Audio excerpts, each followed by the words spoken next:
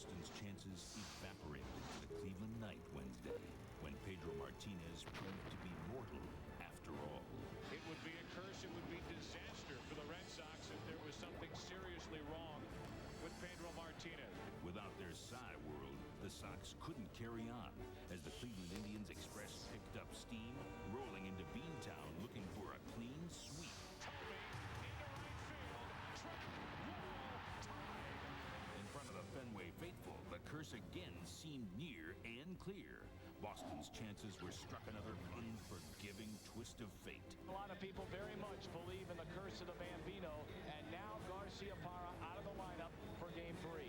But these are the days when the boys of summer rise into the men of the moment. Home run by Doma. There would be no Cleveland sweep. In October, the game of baseball is played with great pride.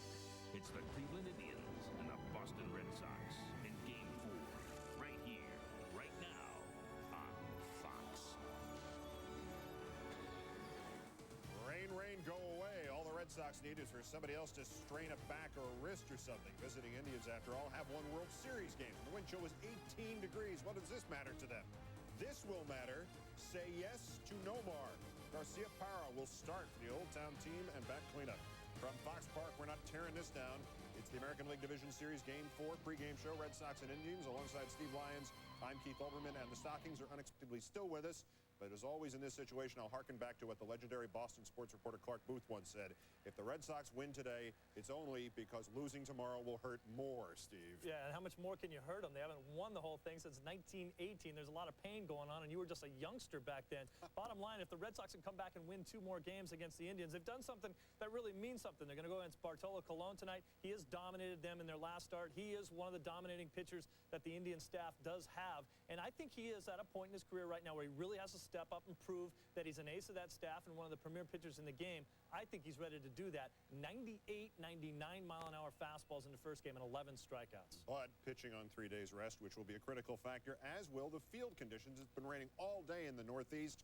Tom Brenneman is going to give you the play-by-play, but first, we're going to go to Tom at Fenway for an update on field conditions. Thomas?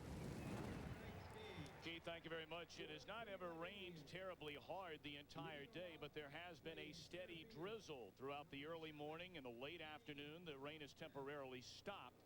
There is a forecast of showers, light showers, later on tonight, but we will get started on time. The field is very wet, and the grounds crew just about an hour ago removing the tarp and still trying to dump some extra dirt around the areas, particularly in the outfield. It's always hard to tell how wet the grass really is from just a picture here on your television, but we can tell by the players out there running. Puddles everywhere, and that could be a huge factor in the game. Keith, back to you at our Fox Network Center. Tom, thank you much. Back in New York, the Mets are still too giddy to even ask about Mike Piazza and his thumb swollen up after a cortisone shot. Gee, thanks, Doc. The Mets and Braves will play for the NL Championship starting Tuesday night. And considering it was the backup receiver Todd Pratt who won the series yesterday with that sayonara home run off Matt Manti, why rush? It only took Pratt 46 transactions to get to where he was yesterday. Homer had his Odyssey, Pratt his Todessy, and that's where he stopped before completing the journey. The Braves, of course, remain chipper. I mean that both in terms of mood and definition. They took 5 of 6 from the Mets late in the year, and Chipper Jones won our quote of the season competition with video bulletin board material. They haven't given us credit all year. Just ain't getting any sympathy. Now all the Mets fans can go home and put their Yankees stuff on. They will open Tuesday night in Atlanta, so it will probably not be a scene where they're going to broadcast that thing on the stadium scoreboard, that Chipper Jones remark, but I bet we'll see it at Shea. You will see it at Shea, and for every guy in that ball club that hasn't seen it, he will see it before they start that series. I love this because this is hate. This is one guy who just crushed another team. Chipper Jones owns the Mets, and then he blasted them by thinking that they were out of it. The Mets come back from the dead, like a lot of people thought they were out of it, and now they're back in it. That'll give the Mets a little bit of firepower going into that series, but let's not forget the fact that the Braves have absolutely owned the Mets this year, and I don't see that changing anytime soon. Big edge to the Mets as far as emotion, and they've had that all the way going in here. They came back and won 3 games, and they won the playoff series. They're riding a high right now, and they're going to try to bury Chipper Jones. Yeah, and they have been dead all this time, so they've come back from it before. I'm sure it'll relax them to some degree. All right, we're going to continue in a moment. Take a quick break here. When we resume, we're going to look at the left-hander at Fenway Park. Doesn't seem to make a whole lot of sense.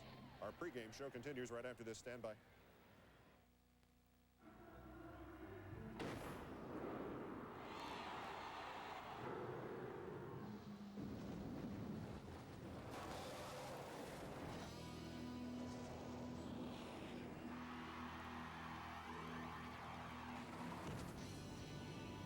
Chrysler Concorde. With the power of a multi-valve V6 and the agility of a four-wheel independent suspension.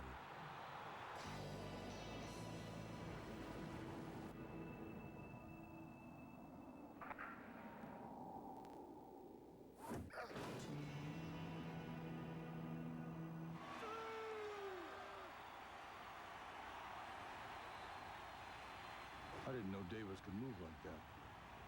I told him to think of himself as something powerful and agile. Wonder what he was thinking.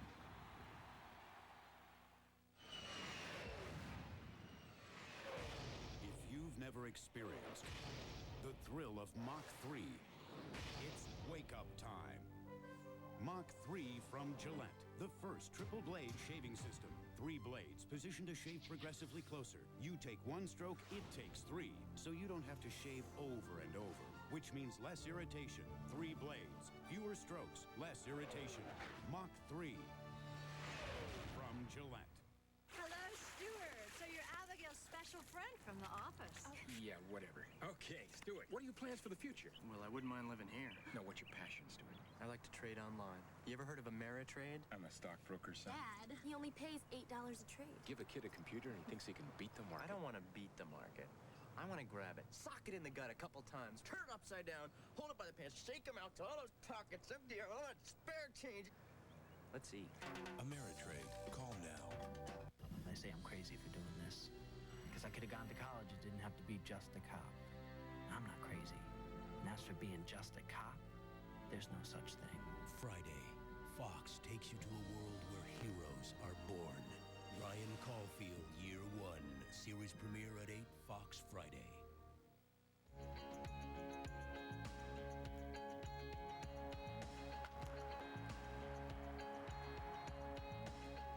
U2 was not singing about baseball, even if that guy, The Edge, does look like Gary Carter, but they might as well have been. The pursuit of a World Series title has driven grown men to do desperate things. Nowhere is it written that greatness gets you a World Series ring. Ask Ernie Banks. But to some, it can happen later rather than sooner. Ask Wade Boggs. The contenders, led by Roger Clemens in the worth waiting for Derby this year, are poignant stories all. Roger made his big league debut in May 1984, signed with Toronto rather than the Yankees in 97, thinking the Jays had a better shot at a ring. No, the Rocket is still, and he had never seen the postseason before.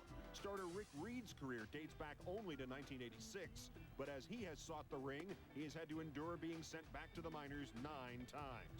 And most extraordinary of all, Harold Baines got 7 at-bats in the 1990 World Series as his A's were swept by Cincinnati. He was already in his 11th big league season then. In the 8 years since, his teams have twice lost league championships in which he batted .440 and .353. He is now with the Indians. He has not won a World Series ring, even though he and another prominent figure both began their careers as minor league outfielders in 1977. That other prominent figure is Buck Showalter, manager of the Diamondbacks. Will have to seek his ring again next year.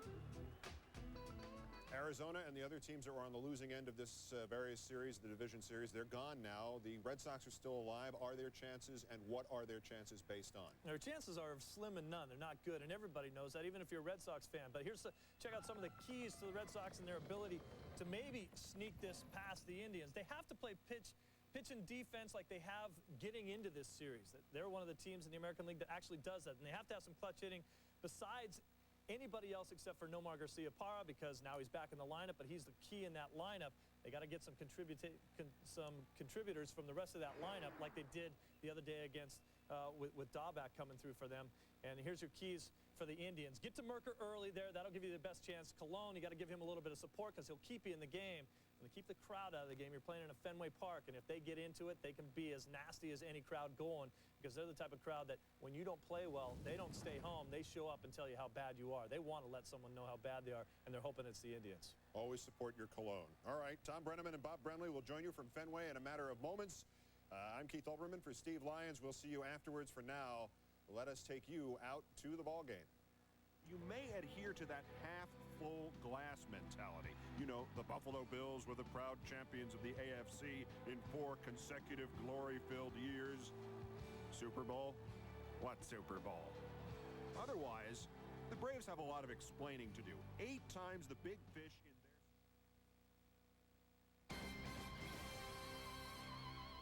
If you could spend an hour in the car wash... Can the fans at Fenway stump Fox 25's new sports guy? Who threw a one-hitter at his debut at Yankee Stadium during the Impossible Dream season? Billy Rourke. Tom Sinner, the new sports guy on Fox 25. He's good. Keep him. Hey, that was just a little something to start your morning off. And here's something else. Dunkin' Donuts Value Combos. A delicious cup of Dunkin' Donuts coffee paired up with one of your tasty morning favorites. There's the freshly baked bagel, cream cheese, and coffee combo. The 2-donut and coffee combo, and much more. I tell you, if they don't get you going in the morning, nothing will. Dunkin' Donuts Value Combos. 2 great products, 1 great price. Stop in today and try Dunkin' Donuts' new Bigger Muffin with a cup of our delicious coffee. When we redesigned Dodge Neon, we gave it a longer wheelbase and more total interior volume. Not to mention a 132-horse, 16-valve engine, 4-wheel independent suspension, theater-style lighting, 4 cup holders, a standard 6-speaker stereo, and tons of other good stuff. Get 0.9 financing for 60 months or cash allowances at your friendly New England Dodge dealer. Shannonshire, please, has always talking trash. You're paying, baby! He's always trying to get inside your head. Seahorse, you don't know your elbows from your... And sometimes, he can get downright nasty. I bet you pay transaction fees on your mutual funds. Your mama pays full commission. You know how to calculate a P/E ratio? When we created a smarter kind of investment firm, How diversified is your portfolio? we created a smarter kind of investor. You can't even spell Dow Jones. Okay, guys, let's get this right. To calculate a P/E ratio, you divide the stock price. Everybody needs somebody to love. Someone to love.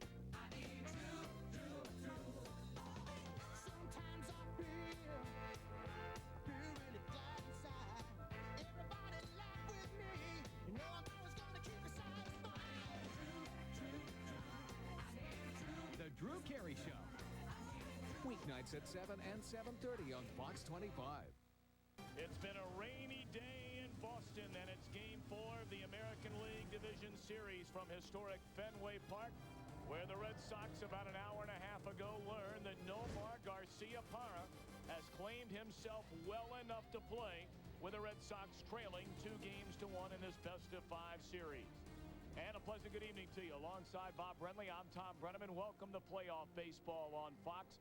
The Indians, as you know, jumped in front 2-0. Then yesterday, Boston a thrilling win without Garciaparra.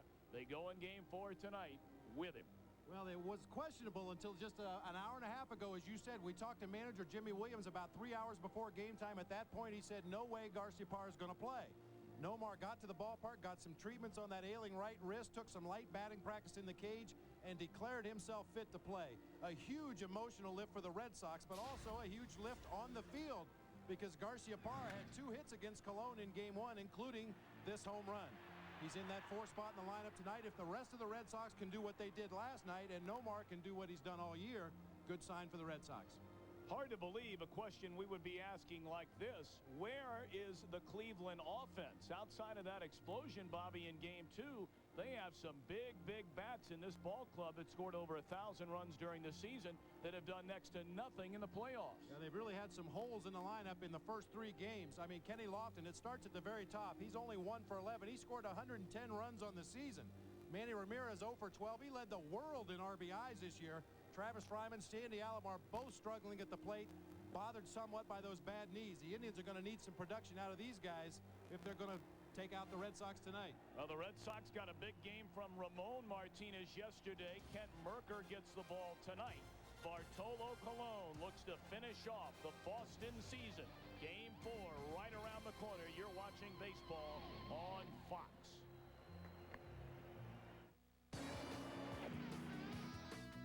Man, that sandwich was good. Is there another one? Well, yeah, but we're saving it for Dave. I'll be right back. When you get that craving for Wendy's bacon mushroom melt. Hey, Dave, you having fun? Yeah.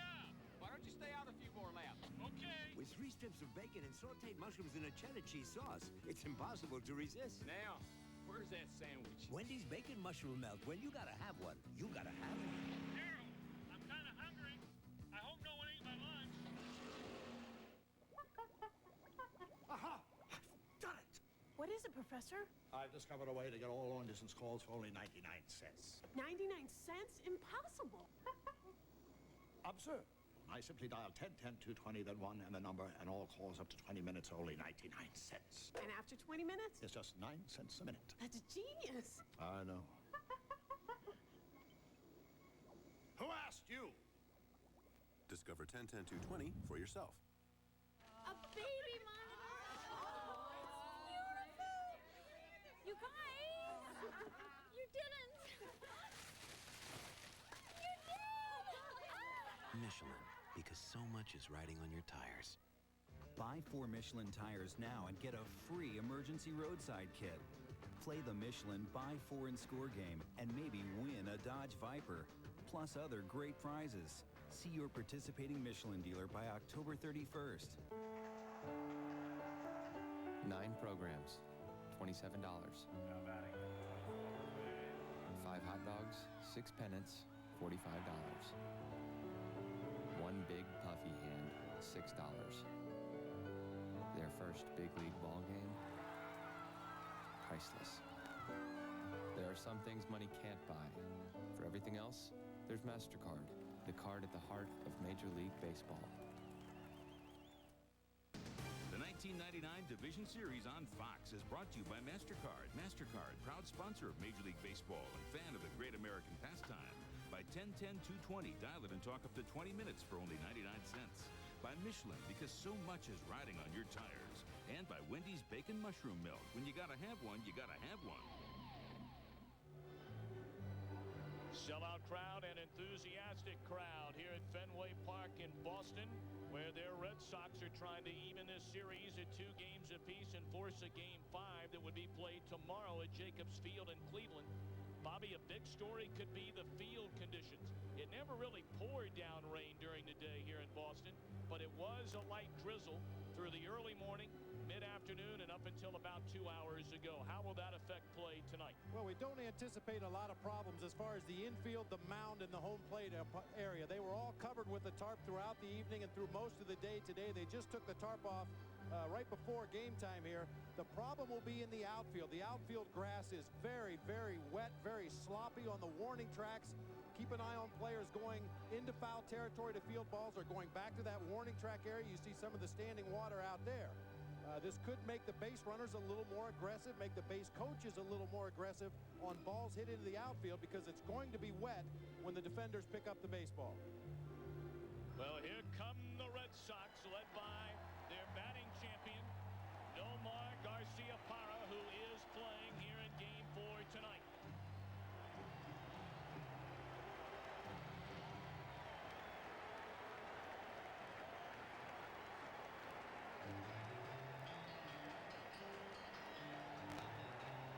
Well, what a difference in emotion in this city compared to, about 30 hours ago when they trailed 2 games to none, knowing Garciaparra would not be in the starting lineup for Game 3. Then that 6-run explosion against the Indians bullpen in the 7th inning, leading to a 9-3 Boston win. Let's take a look at the Budweiser starting lineup for the Cleveland Indians, winners of 97 games during the regular season. Kenny Lofton leads off in center field. Omar Vizquel at short. Roberto Alomar hitting .500 in the series. He's at second. Manny Ramirez, conversely, hitless in the series. The first 3-start stretch of 99 without a hit or a run batted in. Cordero is a designated hitter tonight. Richie Sexton in left field. Jim Thome at first. Travis Fryman at third. Sandy Alomar Jr. behind the plate. Getting the start, he came over from the St. Louis Cardinals back on August the 24th. Left-hander and a native Ohioan from Dublin, Ohio, Kent Mercker. You see Mercker's numbers with the Red Sox. A perfect 2-0 record, a 3.51 ERA. Fastball, curveball, changeup. He'll throw a lot of changeup in this ball game tonight. Usually has very good control. His fastball is only in the high 80s, but he depends on location. This is his first start against the Cleveland Indians, so the advantage should go to Mercker, at least early in the ball game. And Mercker was the only left-handed starter in the rotation for the Red Sox all of the 1999 season. And he is not pitching at nearly 100%. We talked to Jimmy Williams before the ball game. Back in early September, he had the collision with third baseman Wilton Veras in foul territory on a pop fly. And then his final start of the season went jumping up for a high chopper over the mound and felt a little twinge in that rib cage area.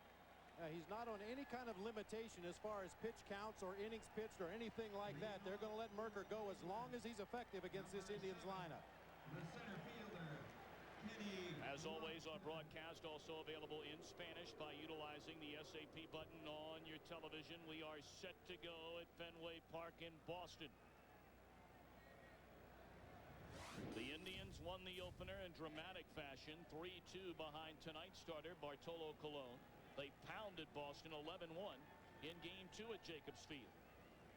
Lofton settles in. Mercker turns it loose. Lofton bunts it up the third base line. Foul. Well, look at Lofton racing up that first base line and a head-first slide into first base. Well, I like the race up the line part. I'm not so crazy about that head-first slide into first base. We've talked about it many times throughout the regular season. Well, you've never seen a sprinter in the Olympics dive across the finish line. You can always get there faster running straight through, but Lofton showing good hustle nonetheless. Lofton in the series, 1 hit in 11 at-bats. He has struck out in 6 of those ABs and has only 1 stolen base. Yeah, Mercker is more of a fastball, curveball, slider pitcher against left-handed hitters. Fastballs and changeups against the right-handers, and he works the lefties almost exclusively away. On the outside corner, Mercker ahead of Lofton at 0-2.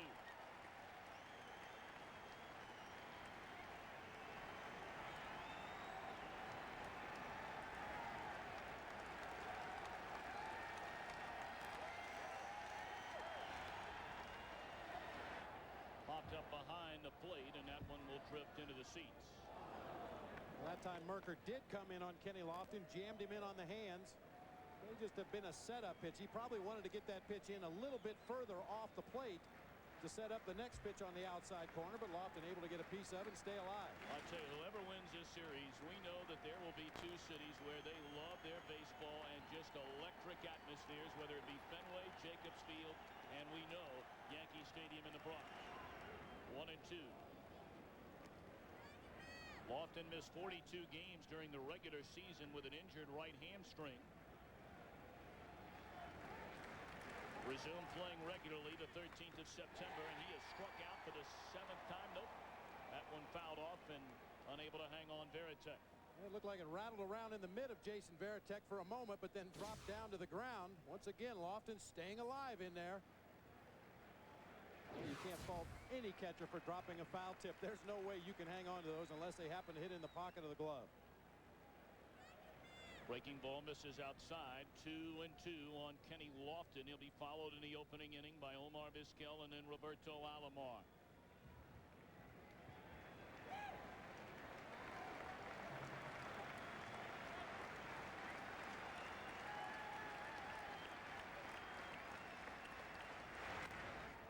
In the air, left field, drifting back. O'Leary looks up, and it's off the green monster.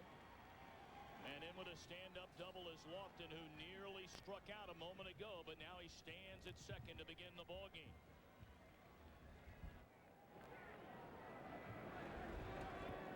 Kenny Lofton battling to protect that plate with 2 strikes throughout that at-bat. Finally gets a pitch that he can handle down and over the heart of the plate. Lifts it high into the air in left field. Watch this ball stick when it hits the ground. Pow! No bounce at all off that warning track. We saw Dave Justice make a very nice play on a similar ball last night. Got the big bounce off a dry warning track, got the ball back in quickly. That one, as you can see, the muddy track just hit and died. Now Vizquel shows bunt, strike one. Vizquel 4 hits in 13 at-bats. He's knocked in a couple of runs. A .333 hitter during the regular season with 5 homers and 66 knocked in. Bunts it in the air and out of play. So Vizquel fails to advance the runner with a bunt, but he handles the bat so well. The interesting part is you see Cleveland with 130 runs in the first inning, most in the American League. Is that the team that has scored first in this series is 0-3. 2-strike bunt and a beauty by Vizquel. It doesn't get any better than that. He sacrifices Lofton on to third, 1 away. The defense behind Ken Mercker. O'Leary, Lewis, Nixon. Same outfield as yesterday. Valentin a couple of key throwing errors in this series, but he more than made up for it with a bat yesterday. Garcia Parra at short, Offerman at second, Stanley at first with a battery of Mercker and Veritek. Vizquel put down 17 sacrifice bunts on the season, so no surprise he was able to get that one down successfully, even with 2 strikes. Very good handler of the bat. Robbie Alomar, ground ball to short. They will concede the run as Garcia Parra throws on to first. And the Indians lead 1-0. Alomar knocks in his 3rd run of the series. What a difference when Kenny Lofton gets aboard to begin any Cleveland inning. That's the same thing that could be said for just about any major league ball club. You get that leadoff hitter on, it changes the entire complexion of the inning. And the Indians have really relied on Kenny Lofton, Omar Vizquel, and Roberto Alomar, the 3 guys at the top of the order, to set the table for the big RBI guys in the middle. And you can be sure that that Cleveland bench was keeping a close eye on Garcia Parra as he made that throw across the infield. No problems on the first one. A strong throw, a little high, but a very strong throw. Now Manny Ramirez, and he takes inside for ball 1. Ramirez a big story in this series, and that during the regular season a .333 hitter with 44 home runs, the 12th highest single season total of 165 batted in, yet he's 0 for 12.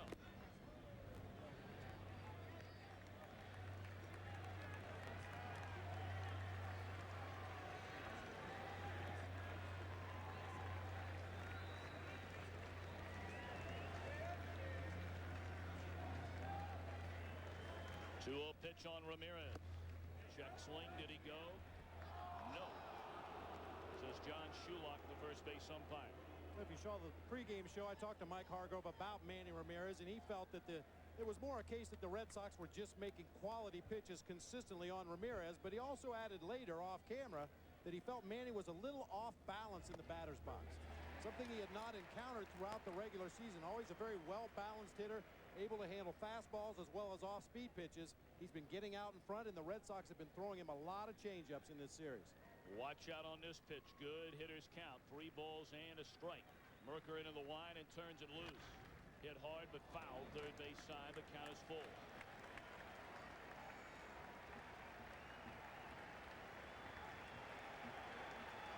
Bartolo Colon spotted to a 1-0 lead here in the Cleveland first inning.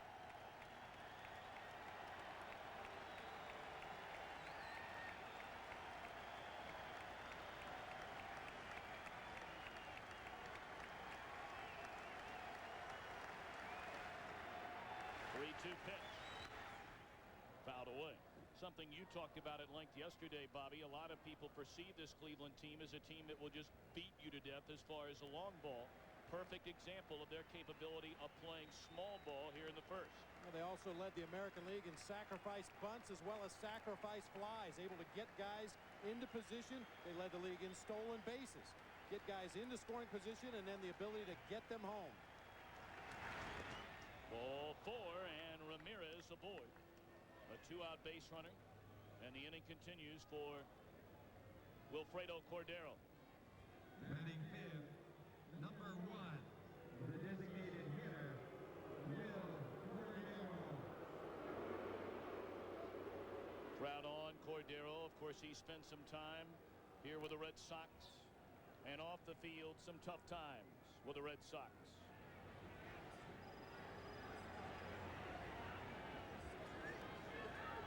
.299 hitter during the regular season, and that one is down low for a ball. 8 home runs, 32 batted in, appeared in just 54 games.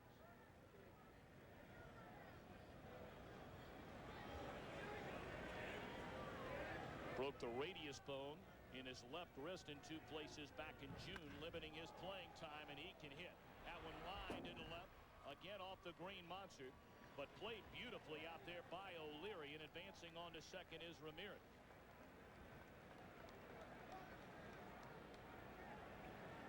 Well, the ball was hit very hard to left field, but with 2 outs in the inning, Manny Ramirez very tentatively running the bases. Pulled into second base and held up right there. You'll see Cordero jump all over this high fastball. Look at Veritek reaching up. That pitch was well out of the strike zone. Cordero, a very good bad ball hitter, especially high fastballs, and he tomahawked that one off the green monster. Came right back to O'Leary on a bounce, and he was able to hold Ramirez to second base. Indians already leading 1-0.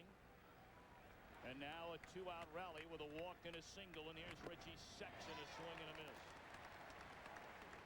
Sexson 0 for 2 in the series, has drawn a walk.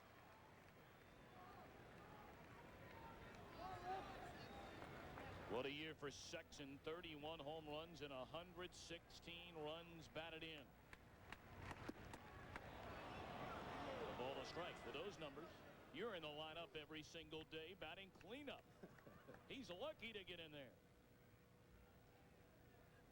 And hitting in the 6th spot tonight. Sexson 6'7", 225 pounds. Tremendous plate coverage. You see Mercker trying to jam him in on the hands. Occasionally Mercker will cut his fastball. Try to get a little movement in on the hands of a right-handed hitter. Sexson figures to be the guy that he would use that pitch on with those long arms.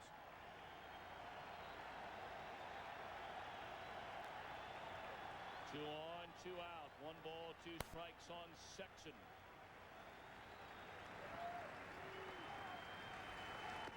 Struck him out to retire the side. So now Bartolo Colon will take the ball. The Indians have given him a 1-0 lead.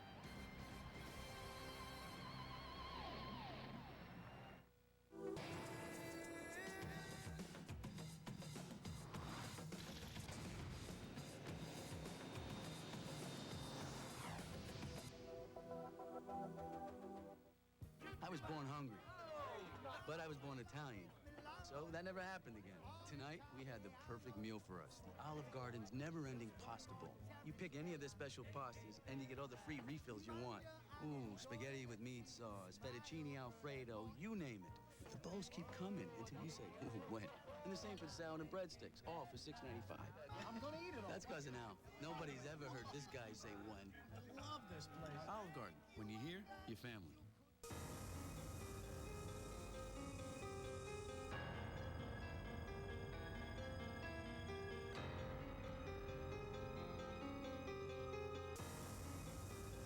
Rumors about free computers, but we haven't actually seen one. Not one with a monitor, a year of internet, 24-hour tech support, and a printer. Like a Gateway Essential PC with an Intel Celeron processor. Call us. For $28 a month, it's a PC you can believe in. Kelso discovers his soft side. Hi, Daddy.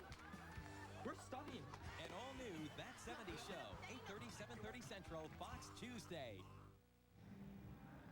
Cleveland leading 1-0 after a half inning. The Budweiser starting lineup for the Boston Red Sox, managed by Jimmy Williams. Winners of 94 games during the regular season. Jose Offerman leads off at second. John Valentin at third. Ryan Daubach, the DH. Nomar Garcia-Parra, the shortstop. Troy O'Leary is in left field. Mike Stanley having an outstanding postseason. And you see his numbers in 6 games in his career. Veritek behind the plate, Darren Lewis in center, Trot Nixon in right. And they had their hands full tonight as they did in Game 1. Winning pitcher in the series opener, Bartolo Colon. You see his numbers on the season. Colon just an overpowering right-hander.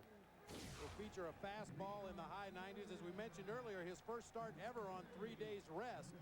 That high fastball should get a lot of swings and misses, a lot of foul balls. He also has a good split finger in 9 starts against the Red Sox in his career. Only a 1-5 record, including 0-2 this year in 4 starts.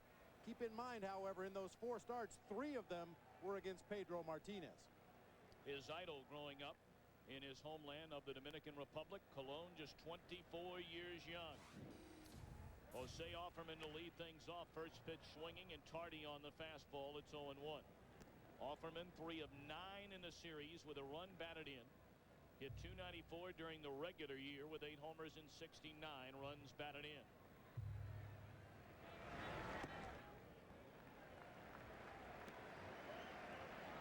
Colon fanned 11, going 8 innings, allowing 5 hits and 3 walks at Jacobs Field in the series opener. He fanned just about everybody except for the man who bats now, Jose Offerman. Very good numbers, in fact, for the Boston second baseman against Colon.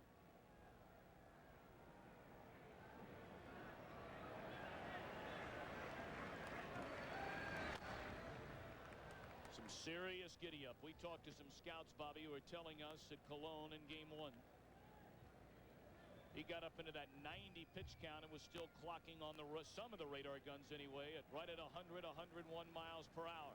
Yeah, he's really an amazing pitcher. He seems to be able to get stronger as the game goes on. Some of his fastest pitches will come late in the ball game. Just takes him a while to get loose. Punched out 11 Red Sox in game 1. The only Red Sox that did any damage, Garciaparra and Mike Stanley. Garciaparra with 2 hits, including the home run that we showed you in the open of the show.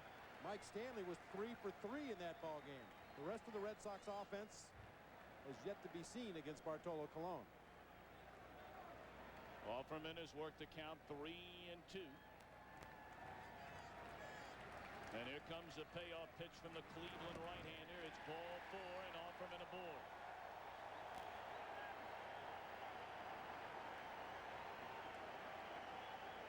Let's take a look at the Indians defense behind Colon. It'll be Sexton, Lofton, Ramirez in the outfield. Fryman, the amazing Omar Vizquel, and his running mate Roberto Alomar, the middle infield. Jim Thome is at first. Colon and Alomar, the battery. Boy, up the middle, it's hard to beat this Cleveland defensive unit. Well, we talked about it in last night's ball game. Not only do they make all the routine plays, but they do it with some style. They're not afraid to show some flash out there making defensive plays. Now John Valentin, one of the offensive heroes in the ball game yesterday. He had a solo home run and a big 2-run bases loaded double. There's the home run leading off the 6th inning by John Valentin. Straight away center field. Hey, Valentin had quite a schizophrenic evening last night. Hit that home run. Later made an error to allow the Indians to score a run, then came back with a double to drive in 2 runs. Went from Bill Buckner to Carlton Fisk in one evening. Yes, indeed. There's a strike on the outside corner. 1-1 on Valentin. Keep an eye on Offerman. He had 18 stolen bases during the regular season. 5 of the 18 came against the Indians.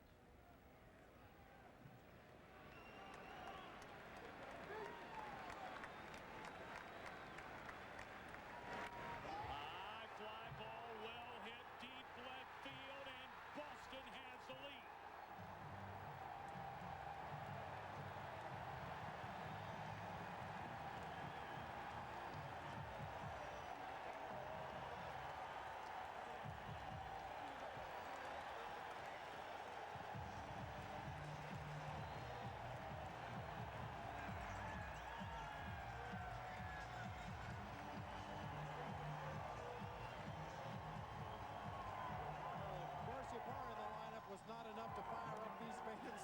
That 2-run homer by John Valentin certainly got them on their feet here at Fenway. This ball is mashed. Colon with a hanging off-speed pitch. It just stayed up belt high over the center of the plate. Valentin lifted it into the air. That's a no-doubter right there. Richie Sexton did not even move in left field. So just like that, the Red Sox have jumped on Colon. They have scored as many runs after 2 batters as they managed in 8 innings of game 1. Get a look at that home run from Sandy Alomar and catcher cam. These are the kind of pitches when you're catching, you want to throw your glove out there and try to interfere with the swing some way. You'll give him one base. Hanging off speed pitches generally result in 4 bases. Well, Daubach had a rough night in game 1 against Cologne. He struck out 3 times.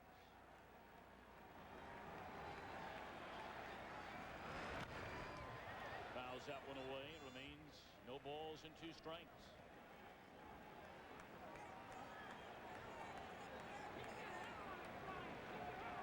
Of course, Cologne gave up the first inning home run in game 1 to the man who waits in the on-deck circle, Nomar Garciaparra. This place will erupt when they announce him in a moment.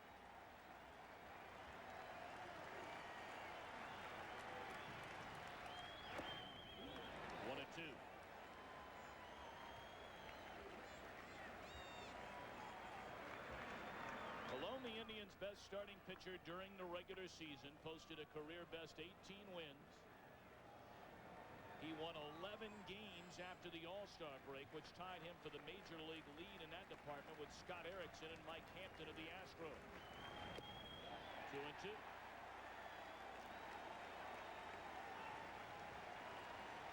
Completely different feeling here as you see Nomar Garciaparra going through his routine in the on-deck circle that will only intensify when he gets up to that batter's box.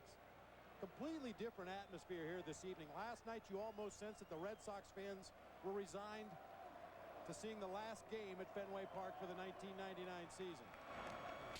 Real good cut right there from Daubach. And you mentioned Daubach struck out 3 times against Cologne in game 1. These are strike 3 of those 3 strikeouts. Fastball down the middle. Fastball down the middle. Fastball down the middle. No tricks from Bartolo Colon in game 1. I would imagine Daubach has gained a little confidence just in the beginning of this at-bat. Not saying it'll pay off into a hit, but he's had a couple of good cuts and taken a couple of good pitches.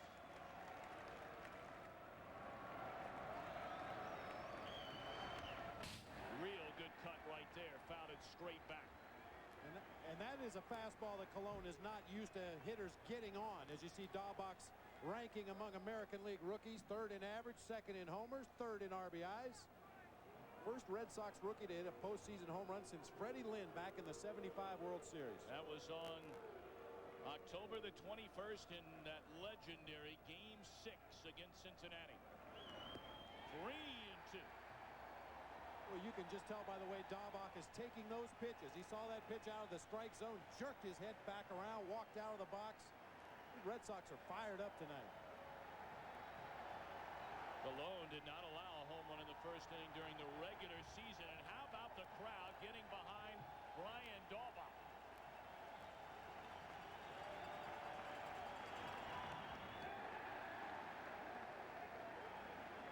For this guy, it has to be a moral victory this at-bat, if nothing else. The way he was flat out embarrassed against Cologne in game 1. Well, you saw the 3 strikeouts, all pitches in the strike zone, down in the strike zone, pitches that a left-handed hitter normally would at least get a piece of. Cologne was able to blow him away in game 1. Daubach has turned it up a notch here tonight.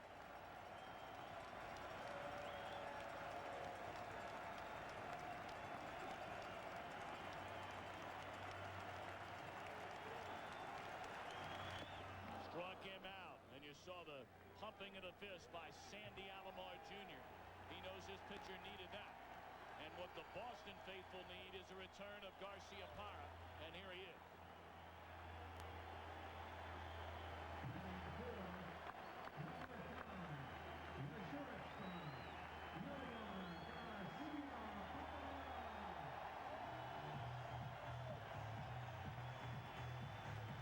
Tom, you know it had to absolutely kill Garciaparra to not be able to play in that ball game last night. It hurts him not to play on a Tuesday evening game in May.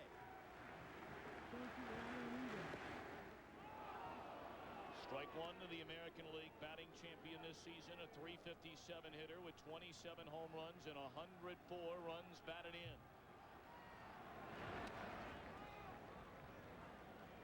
Top hand came off that bat very quickly there on that swing.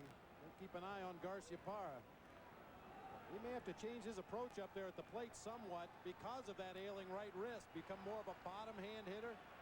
Try to open up a little bit quicker against Cologne. He was hit on that wrist with a pitch by Al Reyes of Baltimore back on September the 25th. Lifts a fly ball in the short right field. This could be trouble, and Alomar has to make the over-the-shoulder grab and then nearly a collision with Ramirez, who is slow to get there and right. How about the ground covered by the remarkable Roberto Alomar, and he comes up limping a little bit in shallow right field. Boy, and that has to be a scary feeling for Roberto Alomar to go out there with his back to the infield trying to make that over-the-shoulder catch, knowing that Manny Ramirez is bearing down on him from right field. You saw Alomar just snatch that ball away before Ramirez came into the picture. Manny Ramirez is not in the lineup for his glove. You can see the water splashing as their feet hit that outfield grass. I mean, not only did he make the catch, but he was able to somewhat avoid the contact with Manny Ramirez. That could have been a much worse collision than it was. But by avoiding it, Bobby, he may have twisted that knee. Yeah, you can see Ramirez clipped the left leg of Roberto Alomar as he made that catch and spun him off into the grass in the outfield in right center field.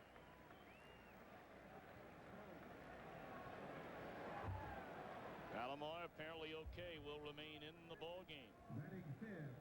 He's one of the few guys in this Cleveland Indians lineup that has been hitting the ball with any consistency whatsoever.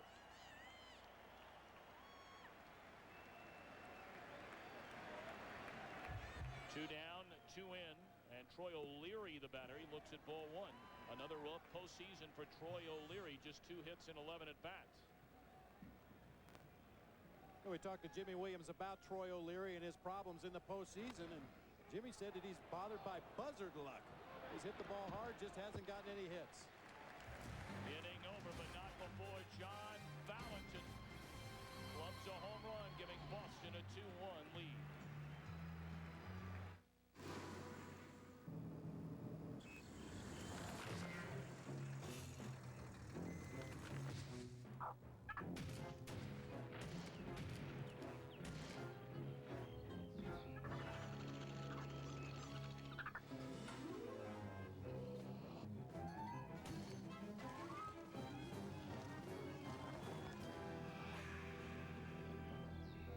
That's them.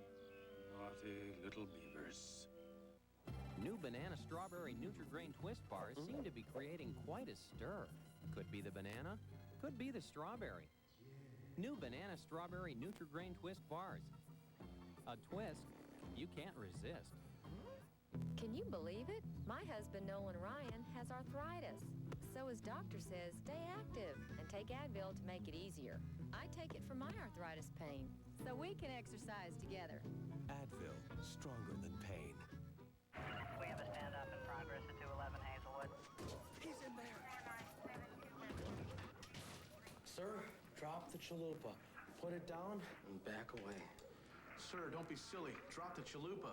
I said drop the chalupa. Put it down, man. Yeah, drop the chalupa. Get your hands on the new chalupa. With a shell so crispy, flaky, chewy, tasty, you'll wonder why we put stuff in it at all. Just 99 cents. Only at Taco Bell. Better get some backup. Roger.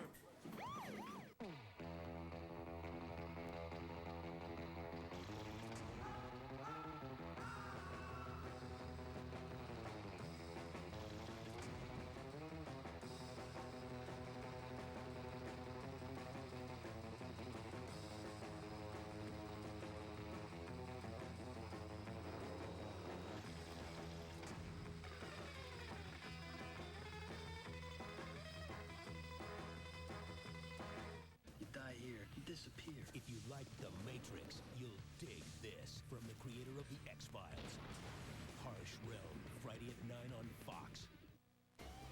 The 1999 Division Series on Fox is brought to you by the people inspired to build vehicles for your mind and heart. Nissan, driven. If the Red Sox win tonight, tomorrow we'll head back to Cleveland for Game 5 of the AL Division Series. The Red Sox and the Indians to see who moves on to take on the Yankees. If there is a Game 5, coverage begins live tomorrow, 8 Eastern, 5 Pacific on Fox. Check your local listing. Still taking a look at Roberto Alomar down in that Cleveland dugout. We move to the second inning, 2-1 Boston. Alomar a ground out, plating Kenny Lofton in the top of the first inning to drive in a run, and then Valentin, after a leadoff walk to Offerman, homered into the net in left field for a 2-1 Red Sox lead. Jim Thome fouls it back out of play.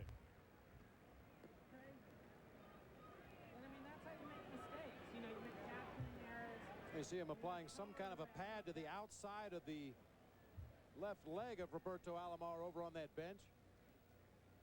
Indians assistant trainer Jim Warfield working on Roberto Alomar.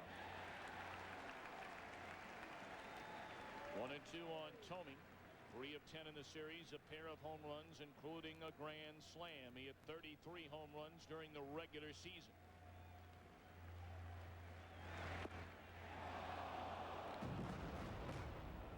Well, it means a lot, Thome. In this series, Jim Thome's been the offensive leader for the Indians. A couple of home runs, 6 RBIs, scored 4 runs. Well, our guys in graphics, they're stretching the night. Swinging a foul ball out of play, third base side. Thome, the only player in baseball history with a pair of postseason grand slams. And with 14 postseason home runs, he's one behind Babe Ruth's total. Only 4 shy of both Mickey Mantle and Reggie Jackson's all-time postseason home run record of 18. 3-2.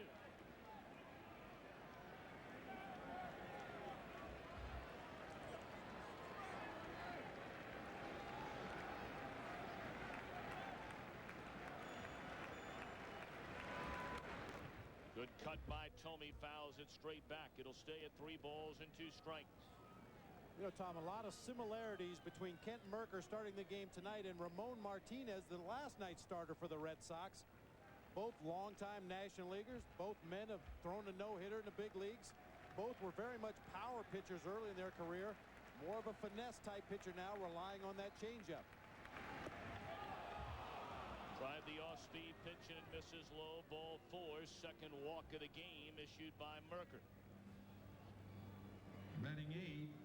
Number 17, the third baseman, Travis Fryman.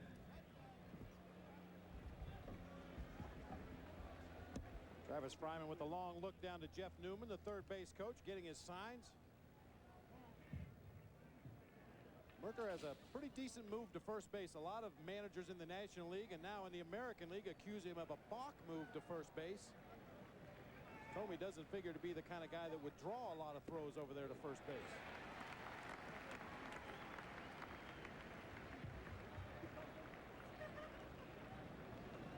Travis Fryman, 2 of 8 in the series, was limited due to the injured knee during the regular season to just 85 games. He had 10 homers and knocked in 48. Way upstairs, 1 ball and 1 strike.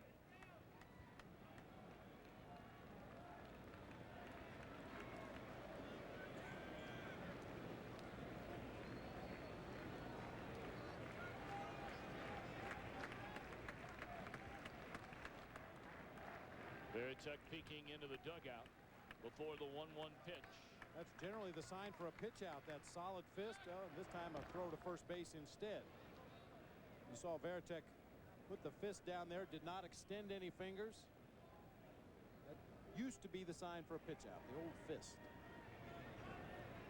Veritek with a long look into that Red Sox first base dugout. And once again a throw to first base. Getting ready to say, old-timer, a lot of time has passed between you in the broadcast booth and strapping on that catcher's gear.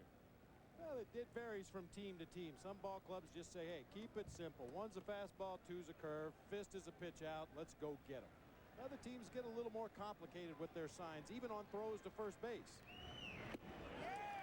On the outside corner, a called strike. 1-2 now on Travis Fryman.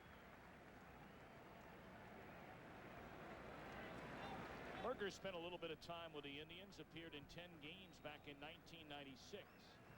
He has also pitched for Southern Ohio's Cincinnati Reds. And we mentioned he's a Buckeye by birth. Fouled off, and Fryman will try and shake off the pain.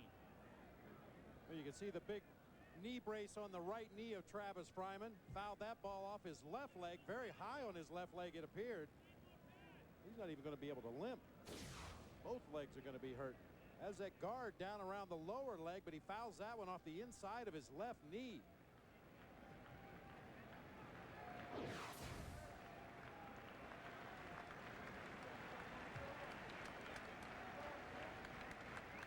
One ball, 2 strikes. Tomey at first. And a fastball is up and in to even the count. Mercker originally came up with the Atlanta Braves. He was their first-round choice back in June of '86, the 5th player chosen in the country. He was part of that group of Tom Glavine, Pete Smith, and that one lined into left field, a base hit by Fryman. So the Indians with the first 2 aboard, trailing by a run here in the second.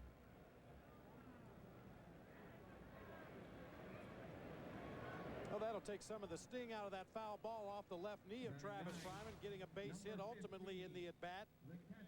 Mercker with a changeup that time really slowed down his motion. It looked like Fryman picked it up very quickly, was able to keep his hands back and still hit that ball with authority through the left side of the infield.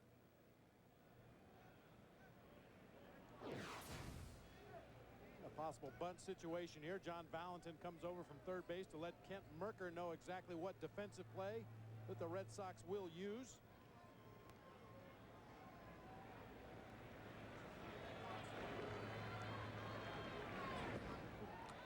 Alomar swinging away, and he's behind 0-1. Alomar's had a tough time with a bat in this series. Only 1 hit in 11 trips. Several different defenses you can use in a sacrifice bunt situation. Alomar not showing bunt on that first pitch.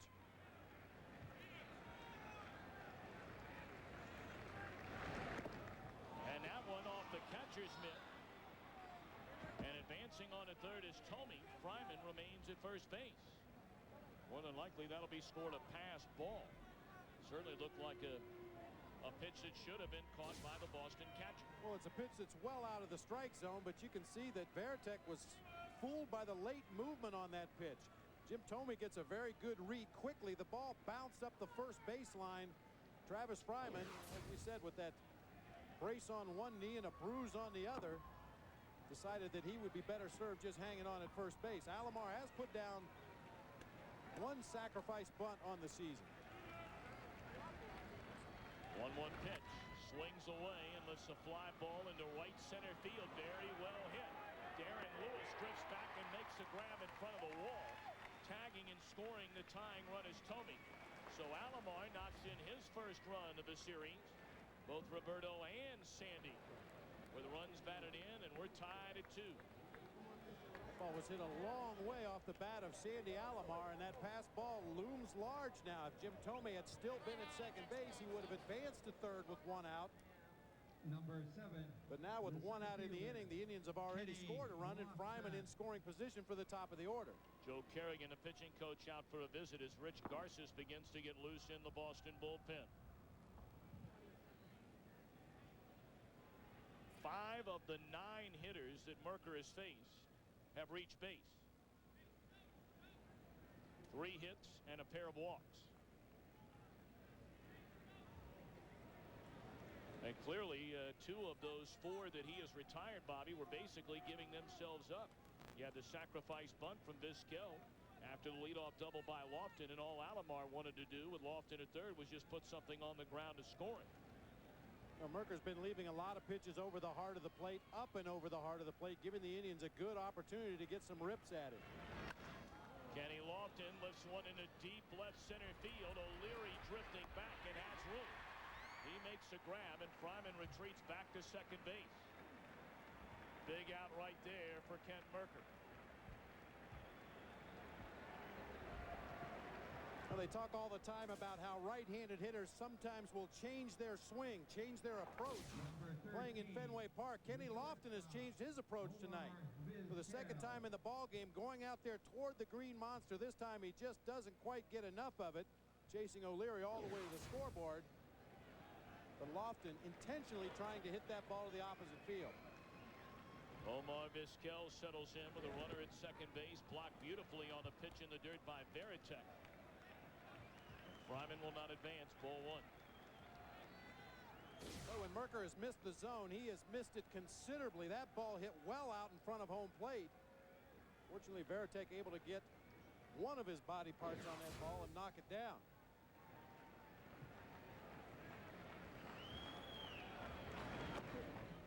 Two and 0 on Vizquel.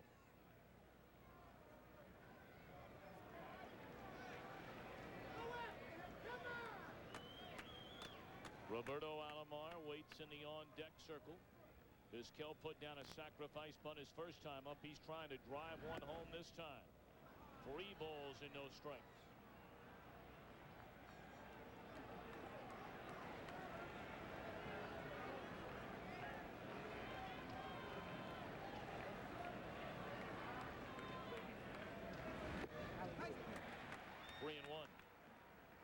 Well, this Indians team had 5 players that scored over 100 runs. 4 players before Harold Baines arrived to knock in 100 or more runs. And they led the major leagues. 1,009 runs scored. And there's ball 4 to Vizquel. Third walk issued by Mercker. And the Indians have 2 on for their best hitter in the series, Roberto Alomar, and that's going to be it for Mercker. No fooling around tonight. Jimmy Williams told us it's like another 1-game playoff. He'll bring in Garces from the bullpen.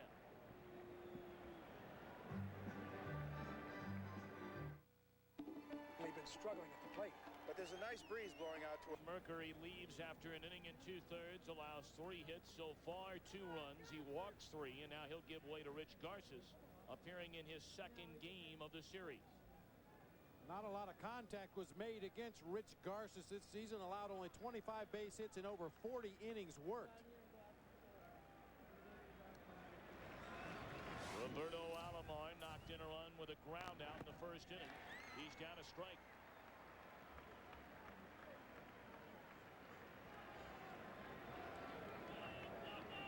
Certainly the Indians medical staff will keep an eye on Alomar after that collision in short right field in the first inning.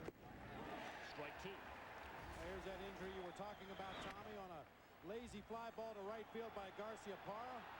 Very nearly a serious collision. As it was, Manny Ramirez's knee clipped the outside of the left knee of Roberto Alomar. On the ground, Stanley's got it. He'll feed Garces, inning over. But the Indians tie it up. They lead 2. We're tied at 2. Wednesday night, Fox Sports brings you Game 1 of the American League Championship Series live from Yankee Stadium in the Bronx. That'll get underway at 8 Eastern, 5 Pacific. You'll be joining Joe Buck and Tim McCarver for the call of the American League Championship Series. It'll be a lot of fun. No matter who makes it in there in this series, going up against the defending champion New York Yankees at Yankee Stadium. Yankees, of course, made quick work. 3 and done over the Texas Rangers for the 2nd straight year. And there's strike 1 on the outside corner to Mike Stanley. Bobby told you earlier, Stanley 3 hits against Bartolo Colon in Game 1. 8 for 19 against him lifetime with a pair of home runs. That's not really surprising. Mike Stanley has always been a very good fastball hitter, especially fastballs down in the strike zone. 1-1 pitch on the outside edge. But Colon has thrown a couple of unhittable fastballs right here. Bottom of the kneecaps, edge of the black, right on that outside corner. Now with 2 strikes, Stanley will have to be a little more defensive. Colon had 1 strikeout in the first inning. He overthrew that one. It appeared he lost his footing a little bit. If you weren't with us earlier, it has rained. Not a steady rain, not a pouring rain, I should say. It has been a steady drizzle starting very early this morning throughout the entire day, and it stopped only about, an hour before game time.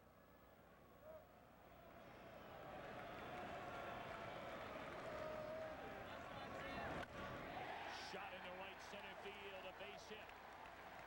Lofton over to cut it off, and Stanley begins things in the Boston second with a single. Well, what a series Stanley has had. Now, Mike Stanley has always been what managers and coaches call a professional hitter. Has a very good idea of what that opposing pitcher is going to try to do to him in a given at-bat, and then tries to take advantage of the sequence that the pitcher throws to him, that time lining a ball to the opposite field. You know, we saw Cologne stumble off the mound on the pitch before to Mike Stanley, and that had to make the Cleveland Indians coaching staff hold their breath momentarily, because Cologne came out of 2 starts this year because of patellar tendonitis in his knee. And the Indians are very worried as it's strike one to Jason Varitek about the future of Dave Burba. He looked so good through 4 innings yesterday, allowing only 1 hit, but had to leave the game with tightness under the right forearm. And Mike Hargrove point blank before the game, we'll just wait and see. But right now he's very much day by day. Of course, Hargrove won't drift into areas that, if you make the championship series, he said, hey, we got business to take care of here first. We'll worry about Burba in the next round if we make it. That really was unfortunate for Dave Burba. He was pitching such a fine ball game last night. When I talked to him down in the clubhouse today, I said, so you're day to day? And he said, I hope so.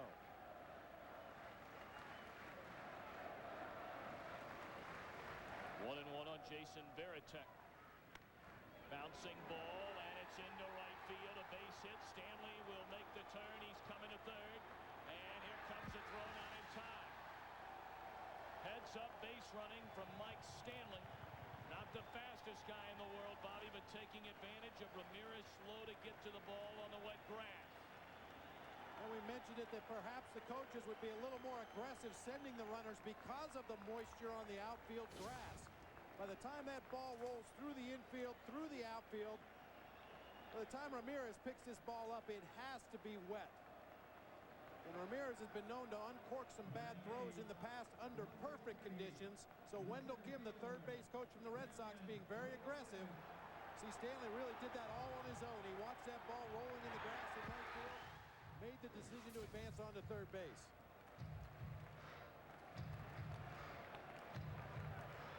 2-2 game.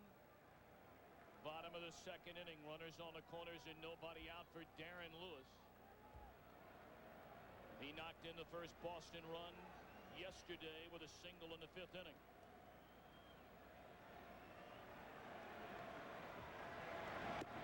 Strike one.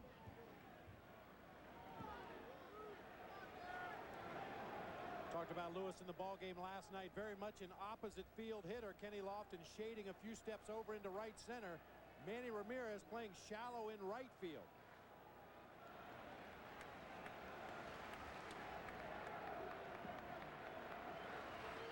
To Lewis. And it missed outside and low to even the count.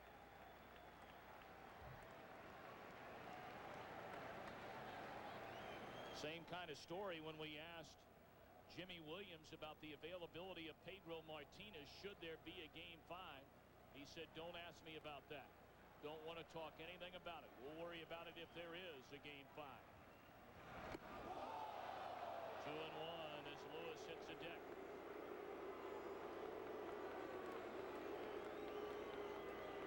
I'm not sure if this pitch was by design or if it's just another fastball that got away from Cologne, but little chin music to Darren Lewis right there. To do a limbo in that batter's box to get underneath that fastball. There is some bad blood between these two ball clubs. 2-1 pitch. Ball 3. And it's only the second inning, but clearly early on, Bartolo Colon is not the same pitcher tonight that the Indians saw in game 1. Phil Regan, the pitching coach for the Indians, on his way out to the mound to have a word with his pitcher. Sandy Alomar also offering words of encouragement. It appears that Cologne many times has just been trying to overthrow the ball, leaving that fastball up high and not completing his pitches, not getting that fastball down low in the strike zone where it needs to be. And don't forget Bartolo Colon throwing on 3 days rest for the first time. And Mike Hargrove told us he was a little concerned about a long inning.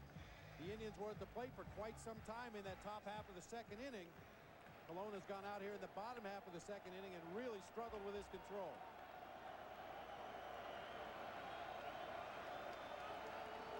Runners on the corners, go ahead runners at third base. 3 balls and a strike to Darren Lewis.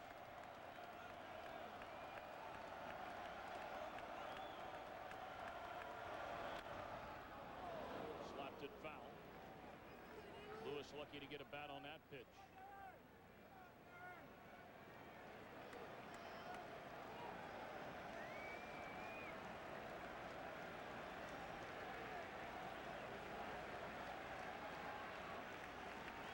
Cleveland a run in the top of the first. Boston a 2-run home run from Valentin in the bottom of the inning. The Indians tied the game in the second. And now the Red Sox are banging on the door. 3-2 pitch. On the ground, base hit. Boston in front, 3-2. Varitek advances on to second, and Darren Lewis for a second straight game. A run batted in.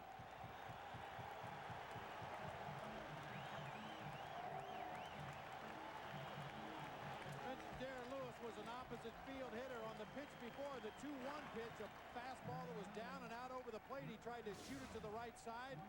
Here with 2 strikes, he continues to go that way.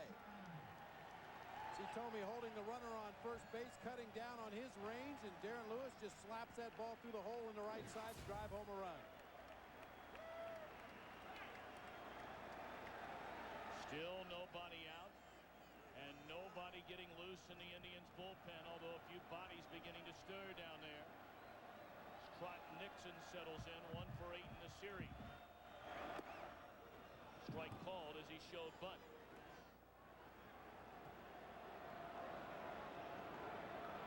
Phil Regan close by manager Mike Hargrove over there in that Indians dugout. As you mentioned, Tom, some bodies starting to move around, just getting loose. Nobody warming up at this point. Trot Nixon showing bunt on that first pitch. He's put down 2 sacrifices on the season. He was 0 for 3 with 2 strikeouts against Cologne in game 1. No sign of a bunt this time, and he's behind 0-2.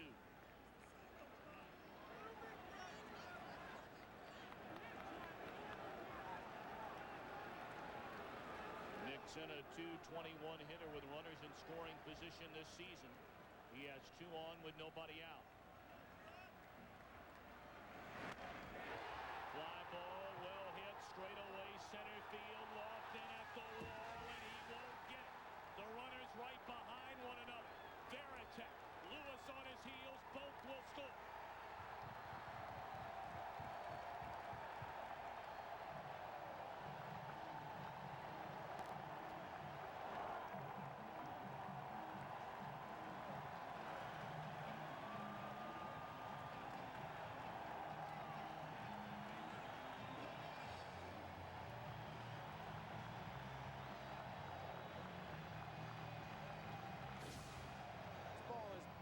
To straightaway center field by Nixon. Great base running by Darren Lewis, who himself is a center fielder. He immediately saw that Kenny Lofton was having problems getting back to the wall, took off from first base and was right on the heels of Jason Varitek. There you see him coming around third base. Varitek with the gold, Lewis with the silver. And you're not allowed to catch him.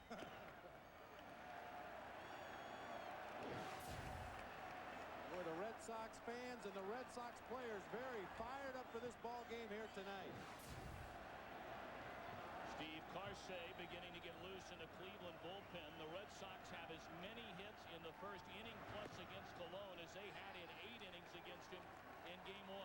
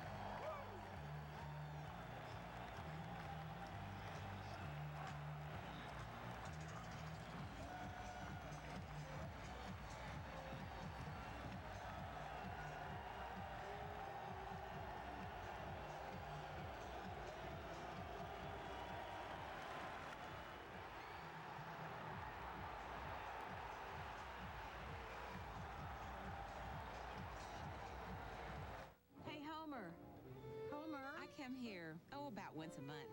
But this one, he's here once a week. Hey, Glenda, look at here. You never go directly to what you want. You've got to roam around. Just what I've been looking for. Every now and then you find things you just are total surprise. Holy smokes. But every time we come in the door, she'll see something. Look, insulated. In fact, this morning, Oh, my goodness. she immediately found something she couldn't live without. I have a good eye. Well, she does have a good eye. She got me.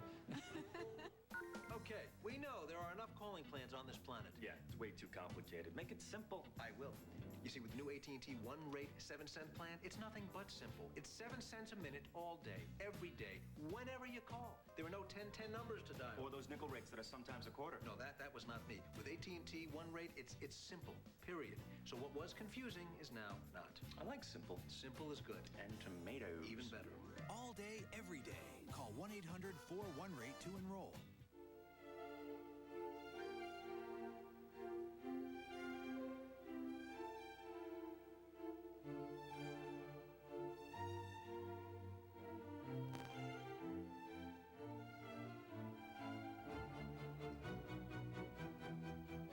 The diamond engagement ring.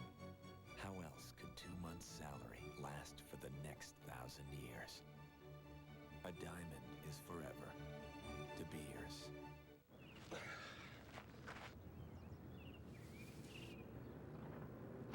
Still trying to make the major leagues? Log on to MajorLeagueBaseball.com to reach the major leagues every day.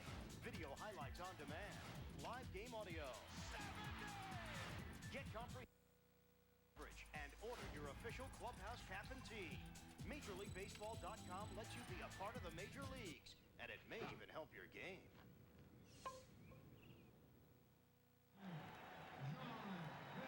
Offerman started things in the first inning, drawing a walk against Cologne. And he ends the night for the young Cleveland right-hander with a 2-run blast to left. Boston in front, 7-2. Nobody out in the second, and Steve Carsey takes over on the mound for Cleveland. Valentin, a 2-run home run his first time up. He hits a missile into left center. It falls in for a hit. 6 consecutive hits to begin the Red Sox second inning.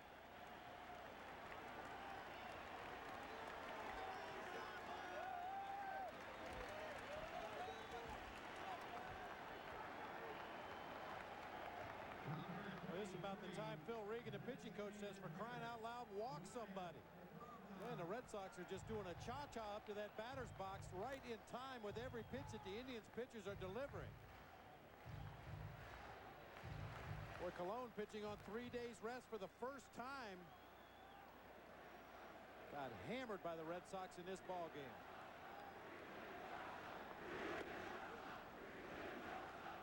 Now Brian Daubach shows bunt, and he takes a strike. Daubach might be the only batter in the Boston lineup that's happy to see Cologne go on this night.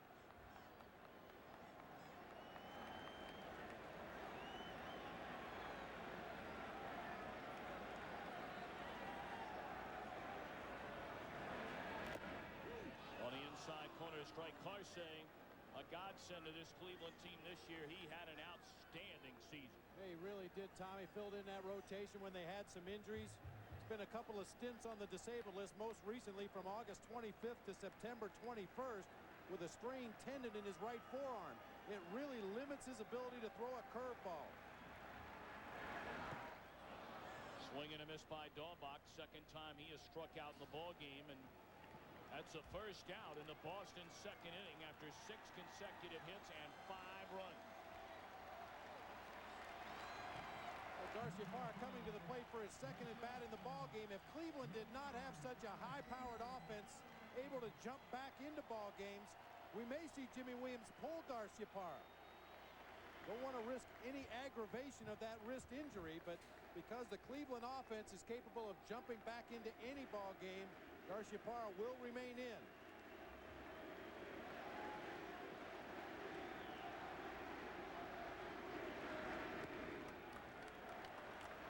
Brought it up so many times as Garciaparra looks at ball one. He had that little pop fly to shallow right field that Alomar ran down in a slight collision with Manny Ramirez back in the first inning.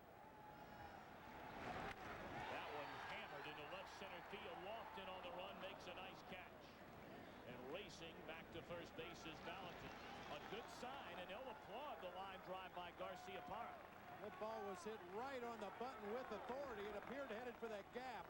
Only the tremendous speed of Kenny Lofton out there in center field kept that from being extra bases.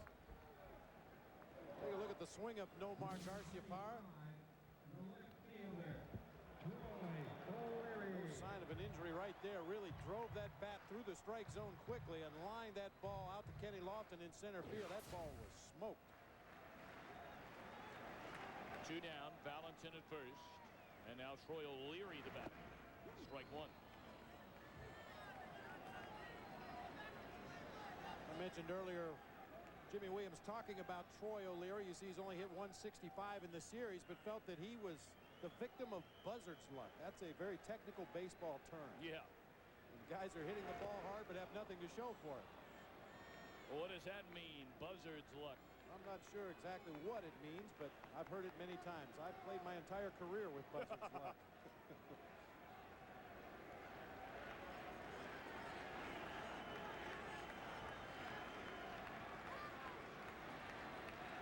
Oh, and 2 on O'Leary.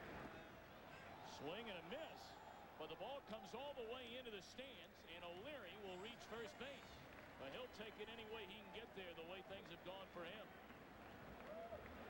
I mentioned Carsey has been unable to throw his curveball, so he's relying heavily on his fastball and a split-fingered fastball. That appeared to be what this pitch was. Dives down toward the dirt as it gets into the hitting zone, and Sandy Alomar, no attempt to block the ball, just tried to backhand it on the short hop, and it hit his protective gear and bounced all the way into the stands on the first base side. That'll be a strikeout and a wild pitch against Carsey. So now Stanley, who led off this second inning, will bat for a second time. He singled into right center field against Cologne. And now time called at the plate. Boy, Stanley asking for timeout. And clearly Vizquel was standing on the second base bag, the left side of the infield wide open. And Carsey was going to deliver the pitch.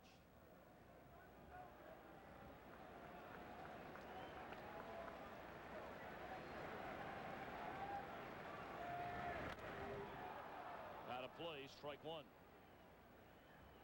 Mike Stanley's had an outstanding series, 6 for 11 to this point, a .545 batting average. Mentioned a very good fastball hitter. He generally pulls on the ground and hits the ball to the opposite field in the air. Has tremendous power to all parts of the ballpark.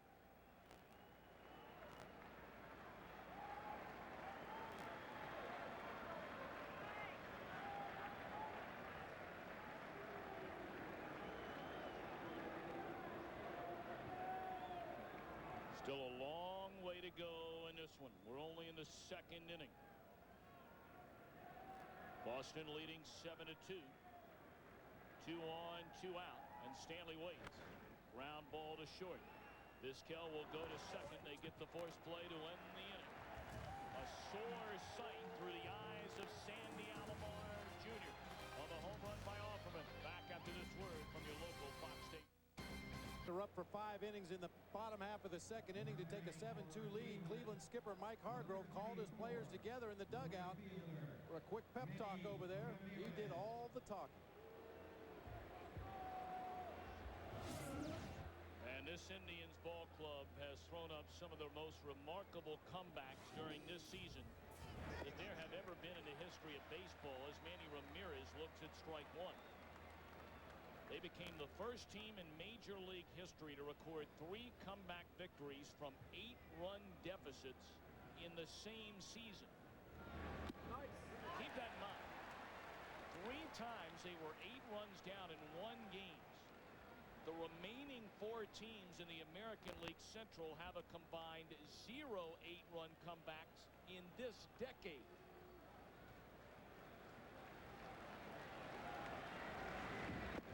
Struggles continue for Manny Ramirez. 0 for 13, 6 strikeouts so far. We talked about Mike Hargrove talking about Manny Ramirez being off balance in the box. Manny Ramirez is a hitter that generally in a 2-strike count on a breaking ball will shoot this ball to right field. You can see all his weight was committed. He was apparently looking for something from the middle of the plate in. All that's left is a very weak arm swing and a breaking ball off the plate outside.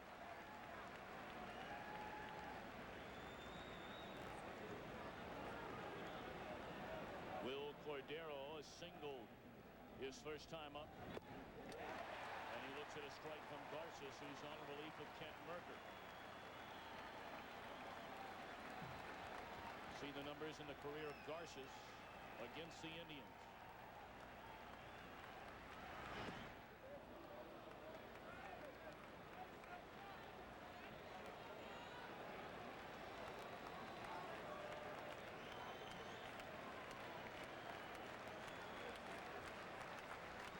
One-two pitch. Just missed. 2-2 to Cordero.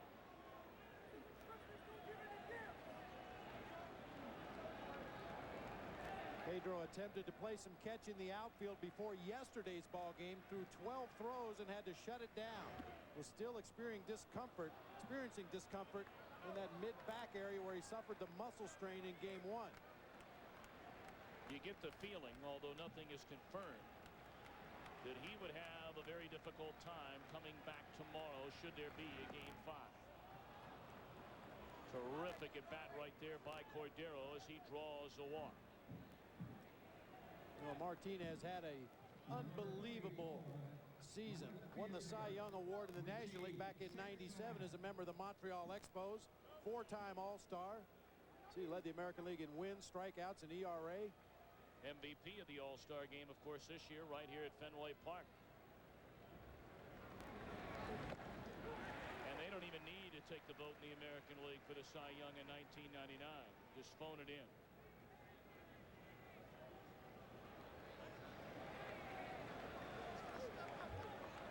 Sexton, a strikeout victim, his first time up. The nasty breaking ball right there from Garces to the right-handed batters. Yeah, very tight rotation, very late break on this pitch from Rich Garces. You see it from behind the catcher here. So that is a very tight slider down low and away from the right-handed hitters. Trying the outside corner and didn't get the call from home plate umpire Jim McKeon.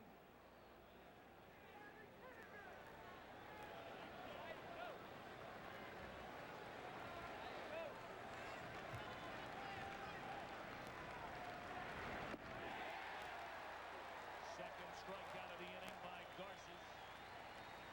And again he came back with that slider down and away from Sexton.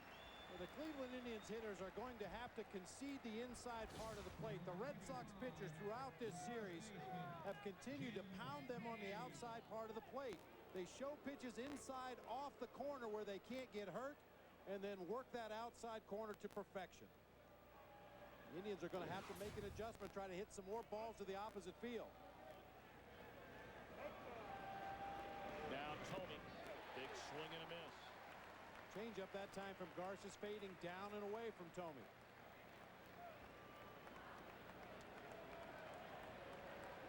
Boston leading 7-2 here in the Cleveland third inning. Cordero at first with 2 away. Tomey walked and scored back in the second. Another change up from Garces. And now the Fenway Park crowd will stand in unison, willing Garces to end the Indians' third.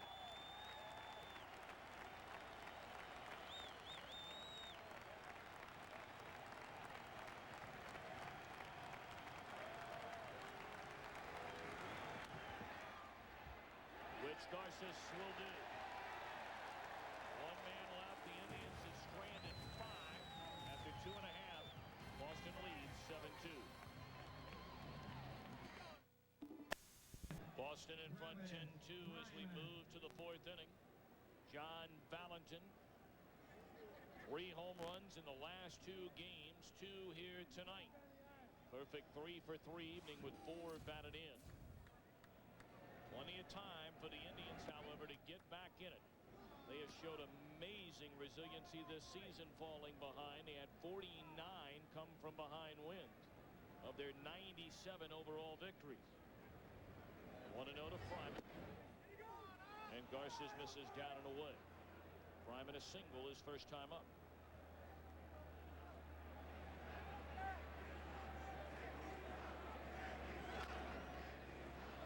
In the hole, Garcia Parra fires a strike over to Stanley, one away. We'd like to remind you to look out for the Gillette $1 million Strike Zone Challenge coming your way in Game 3 of the American League Championship Series. The lucky fan will have a chance to throw a strike for $1,000,000 bones, and you can check out the ALCS on Fox. Bobby, will you have that opportunity, or could you even get it from the mound of the plate anymore? Oh, no problem. I don't know if I could throw a strike, but I could get it there. I mean, when this rainy weather comes around, your friend Arthur pays a visit. Yes, he does. My friend Arthuritis comes to visit. I've forgotten Arthuritis living in Arizona this summer. Got very used to that dry heat down there. This moisture brought my friend Arthur back today. Hopefully he'll get away soon.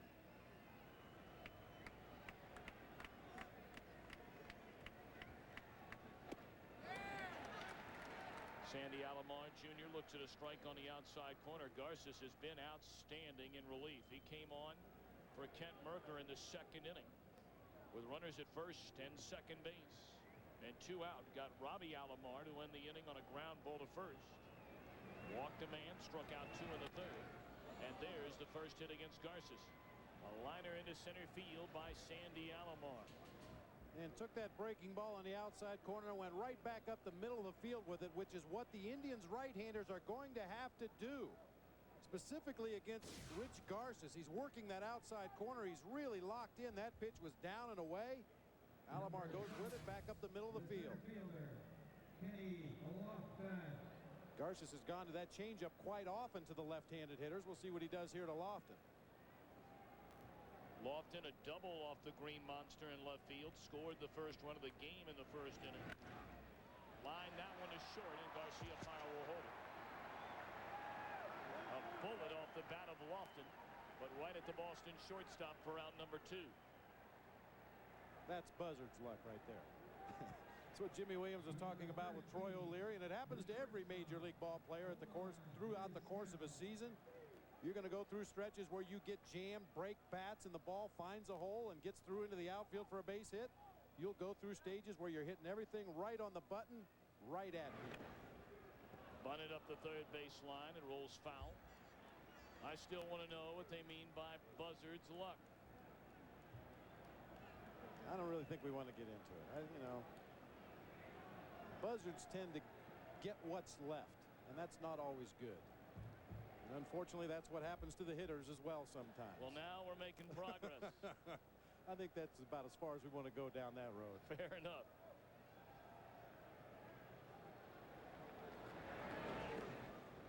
Breaking ball inside on Omar Vizquel, even accounted a ball and a strike. Garcia stumbled a little bit that time on the mound right there as he made his stride out onto the left foot. His cleat caught.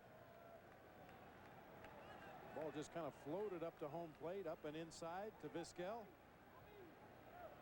Garcia's doing a little gardening out there. He's listed at 6 foot tall, 215 pounds in the Boston Media Guide. I think they needed to get his other foot up there on the scale. So what are you saying? Well, doesn't matter. You throw the ball over the plate the way Garcia has in this ball game tonight, we'll find a uniform for you. Play made by Valentin, and the inning is over. What a night for John Valentin. He's knocked in 4 runs. Nice play defensively there. 10-2 Red Sox. Somebody would have told you any team had 10 runs on 10 hits in the first 3 innings, and that the 3, 4, and 5 hitters would be hitless. You'd never believe it. Well, what the Red Sox have been able to do is bunch the hits at the bottom of the order and then finish him off with the 2 guys at the top of the order, Offerman and specifically Valentin in this ball game tonight. I mean, usually teams look for those 3, 4, 5 hitters to make all the noise offensively, but the Red Sox have been able to get it done with the bottom and the top of the order so far in this game. A lot of crooked numbers on the lower half of the line score. And ever since Garces has come into the game, goose eggs for the Indians. Third pitcher brought on by Mike Hargrove. We saw him in Game 3, Steve Reed. Reed, the submarining right-hander, throws a good sinking fastball, a frisbee-like slider, an occasional change-up from down under. You mentioned he pitched an inning in the ball game last night, gave up a couple of hits, but no runs. Didn't strike out a batter or walk a batter.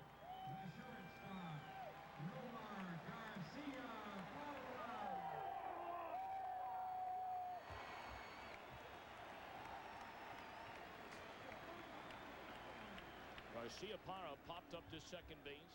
Nice play made by Alomar in the first inning. Then he had a line drive into left center field that was caught by Lofton in the second. And that one almost hit him. It did hit him.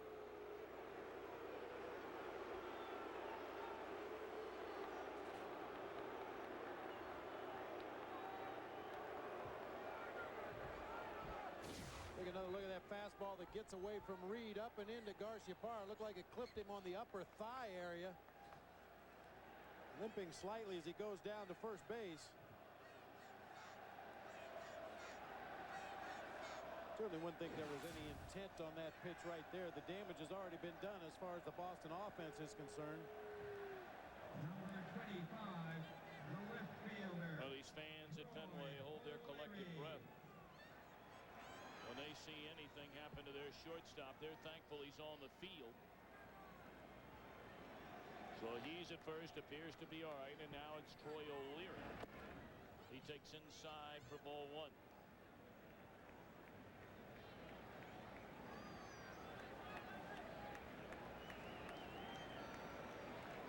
Garcia Parra during the regular season stole 14 bases. He was thrown out 3 times. 2-0 on Troy O'Leary. O'Leary 0 for 2 tonight. Struck out in the second inning, reached first base safely on a wild pitch by Carsey, who goes 2 innings, allows 3 hits and 3 runs.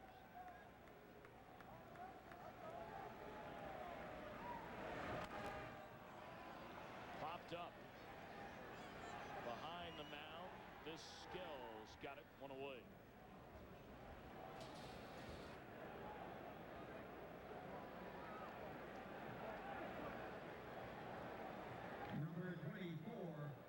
Never, ever, ever would you count Cleveland out of a ball game, especially in the 4th inning. They have come back so many times, as we've talked about already this year. But, Bobby, should they be unable to get back in it tonight? How the momentum has changed in this series, where one club, Boston, looked like they were basically finished without Garcia Parra going into Game 3 yesterday. They find a way to beat up on Cleveland pitching, 9 runs on 11 hits. And here they've exploded for 10 runs in the first 3 innings. Really makes you wonder what the outcome would have been last night had Dave Burba not been injured and been able to complete that ball game, or at least work deeper into the ball game. Stanley at it again, his 2nd hit of the game, his 7th of the series.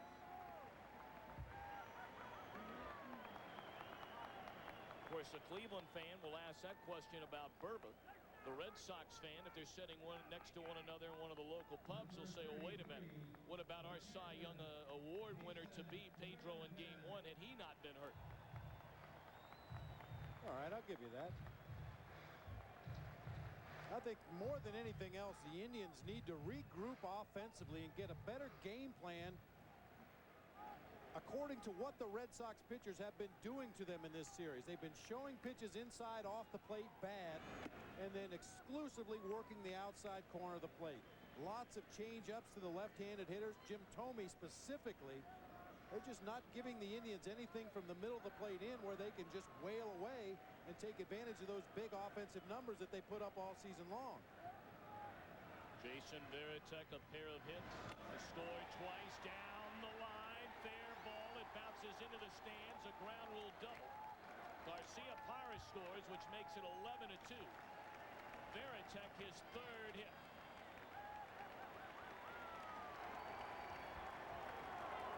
Stanley on the 3rd. His first 2 at-bats, Varitek went to the opposite field. This time he turns around a Steve Reed pitch on the inside part of the plate, gets it just inside the foul line, down the right field line, and bounces up into the stands for a ground rule double.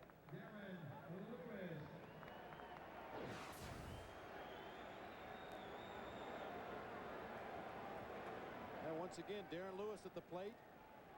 Pretty good chance he's going to hit the ball to the opposite field. Pair of singles tonight into right field. One to knock in a run. He scored twice, and he looks at a strike.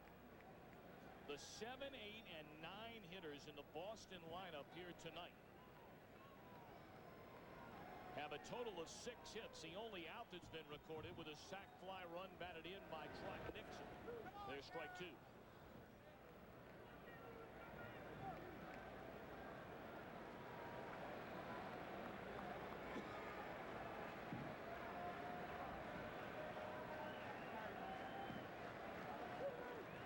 Infield drawn in for the Indians. Runners at second and third.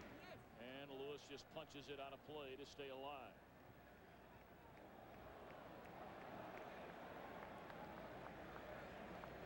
Indians defensively have their infield drawn in all the way around. Roberto Alomar playing a little deeper at second base.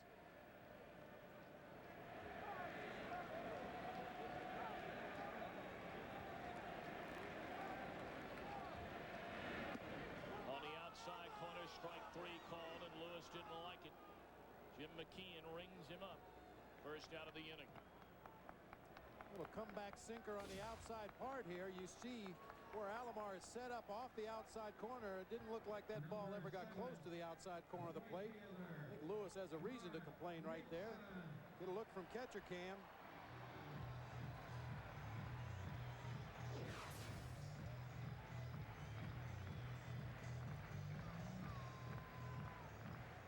Now Trot Nixon. Stanley at third, Veritek at second. Nixon, 3 runs batted in tonight. Takes inside for ball 1. He had a 2-run double off the center field wall in the 5-run second inning. Sac fly run batted in the third.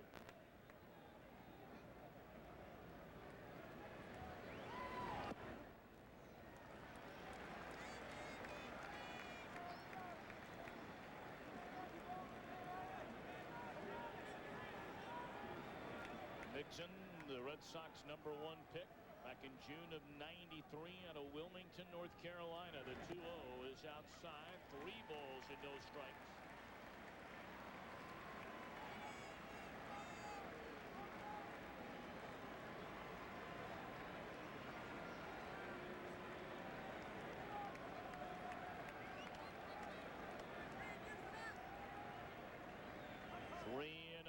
Trot Nixon, and there's ball 4, and the bases are loaded.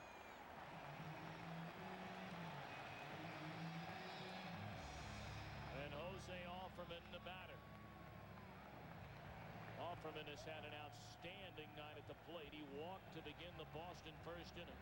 Hit a 2-run home run to left field in the second, and he hit a rocket right at Manny Ramirez on a ball caught in the third. Reed really struggling with its control out there on the mound. He only walked 20 batters in over 61 innings on the season. You see Offerman's numbers with the bases loaded in his career.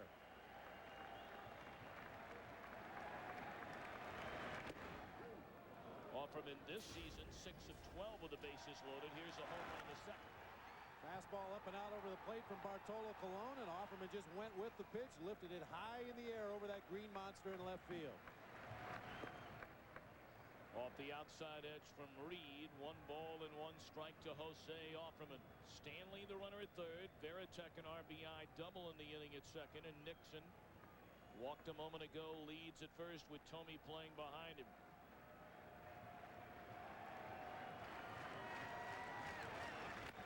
Into right field, a base hit. Stanley scores. He'll hold Veritek. Offerman his 3rd run batted in. And Boston laying it on the Indians here tonight. They lead by 10.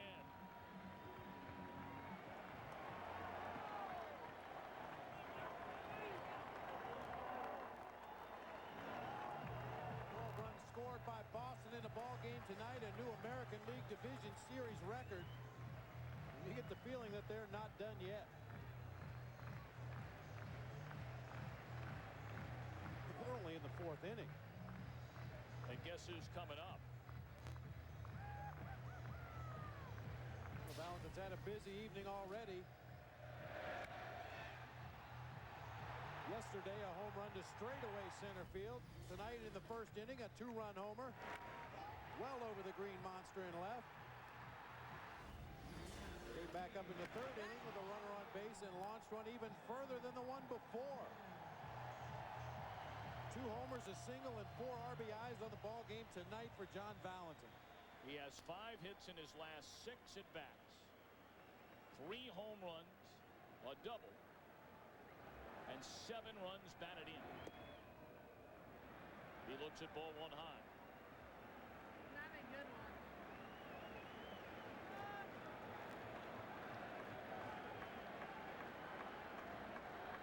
Veritek Nixon off from in a board with 2 away here in the 4th. And there's a strike. Yeah, Steve Reed does not throw as many ground balls as you might anticipate from a sidearm sinker ball pitcher. Throughout his career, it's been about 50-50 as far as fly balls, ground balls, opposing hitters against Steve Reed. Definitely wants to keep the ball down and away from the power of Valentin here. Fooled with a changeup for a breaking ball, looked like there. 1 ball and 2 strikes.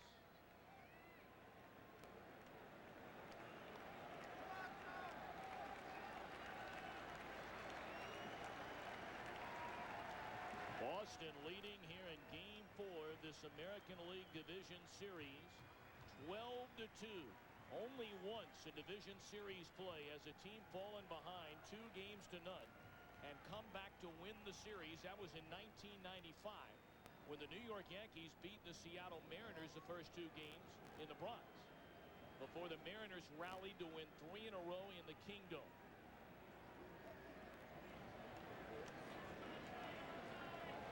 Some of the fans out in straightaway center field here at Fenway Park were leaning out over that green wall, banging on it, specifically that gentleman in the yellow raincoat.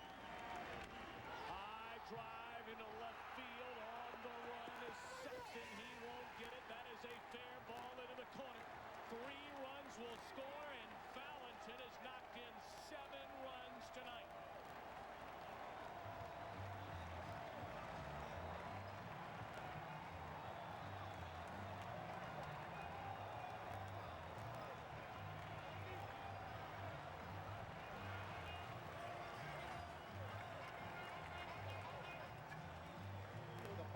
Base runners in this series, when they see that ball headed for the left field wall, they seem to get a great read off of it, playing 81 home games here this season.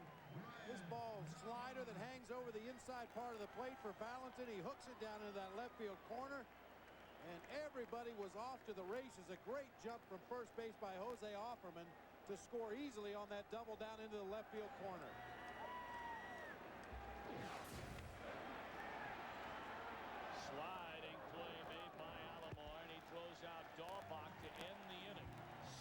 Time tonight, the Red Sox have batted around, and they lead 15-2.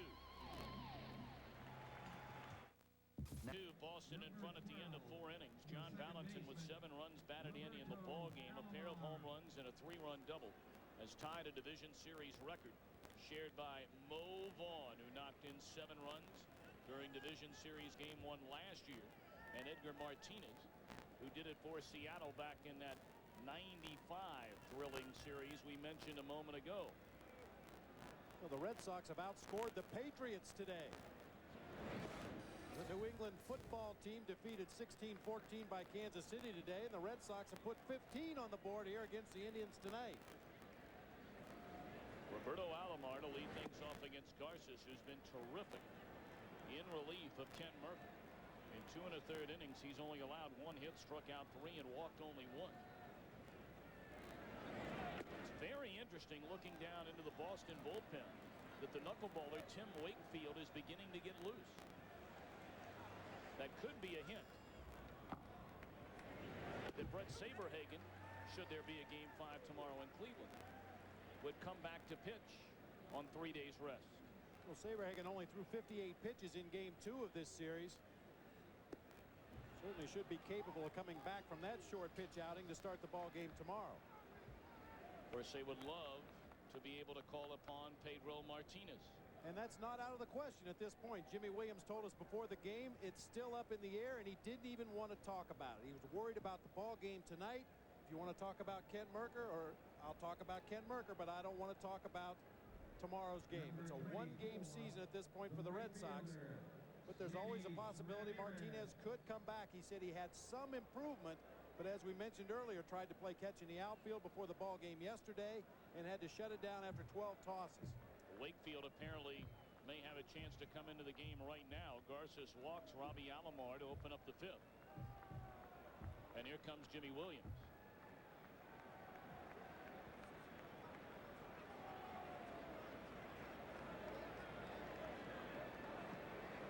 I'll tell you now, with a 13-run bulge, kind of surprised to see Garciaparra still in the ball game. Apparently he is feeling well enough, showing no ill effects from that wrist injury, and Jimmy Williams feels comfortable leaving him in this ball game.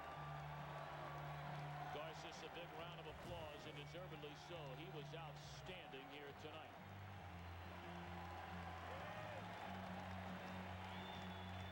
So, if the Red Sox hang on to win this one, and they're in front 15-2 in the 5th inning, Game 5 will be right here on Fox tomorrow night from Jacobs Field in Cleveland, Ohio. Coverage begins tomorrow live at 8 Eastern, 5 Pacific on Fox. Third pitcher used tonight by Jimmy Williams. The knuckleball specialist, Tim Wakefield. See Wakefield's numbers on the season. He bounced between the rotation and the bullpen, the closer's role. Features that knuckleball.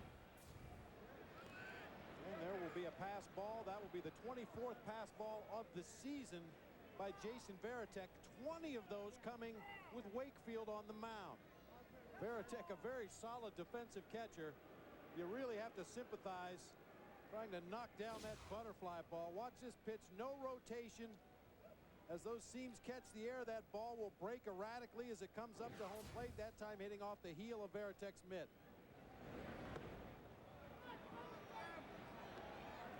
2-0 on Manny Ramirez, who has walked and struck out. He's 0 for 13 in the series.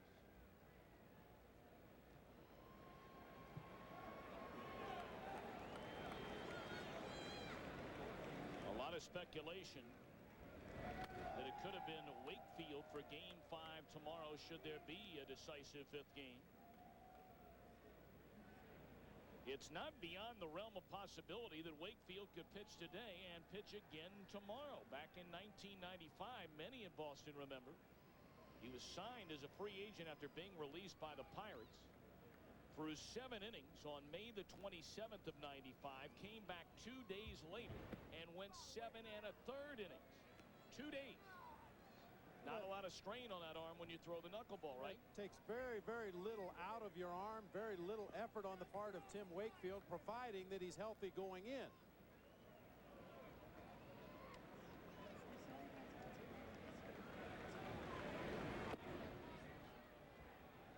That one outside on Manny Ramirez. 3 balls and a strike.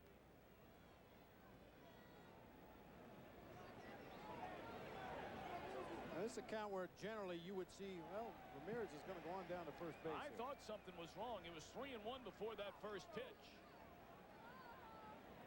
Well, that 4-1 pitch is a good one to swing at, too. You know a lot of good 4-1 hitters, do you? Most hitters are real good on the 4-1 count. They can always get on base. On base percentage is infinity.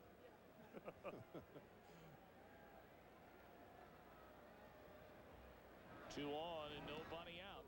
And that one gets away from Varitek. And Alomar down by 13 runs will just stay put. Well, Varitek has gone to the bigger catcher's mitt to catch Wakefield in this ballgame. I think you'd have better luck with a trash can lid. Just try to knock it down.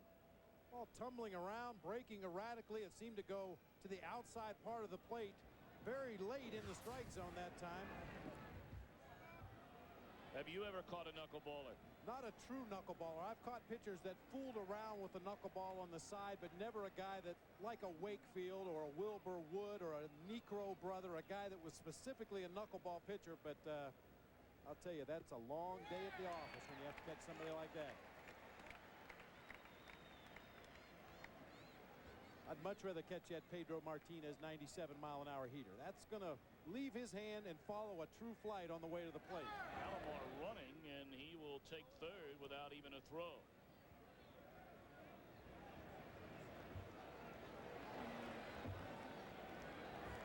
to keep bringing it up over and over and over again, but the Indians are never out of a ball game.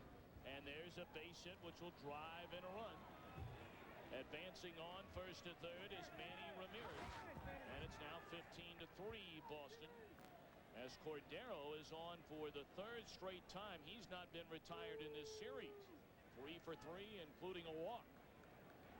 Well, that steal of third base by Roberto Alomar gave Cordero an opportunity to shoot that ball through the hole on the right side. With runners at first and second, Stanley was playing back in a traditional defensive alignment.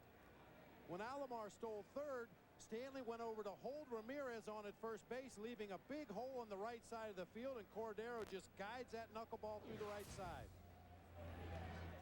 Inside on Richie Sexson. There you see Stanley holding the runner on first base. Had he been playing back in a deeper position, maybe a chance to get to that hard hit ball through the right side.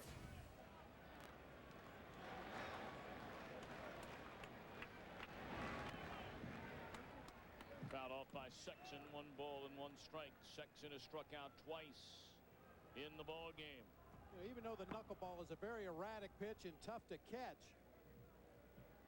it's a pitch that Wakefield really has very little control over. He just aims it for the center of the strike zone and lets it move where it may.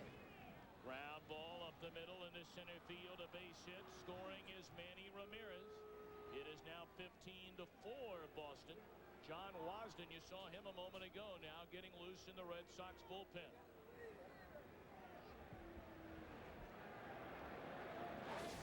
That knuckleball is not a pitch that you can really control. You just throw it towards the center of the plate with no rotation. The Indians hitters have been having a lot of problems on pitches out away from them in this series. Wakefield not a spot pitcher. He's just going to throw it up there and let the movement hopefully get the ball off the sweet spot of the bat for the Indians hitters. But they're getting pitches now from the middle of the plate in, and that is their bread and butter.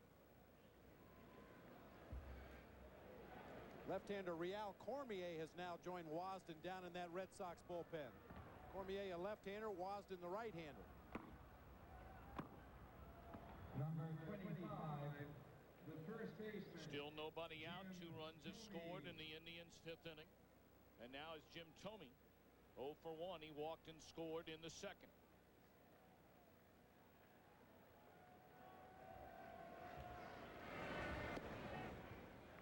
And he looks at ball 1.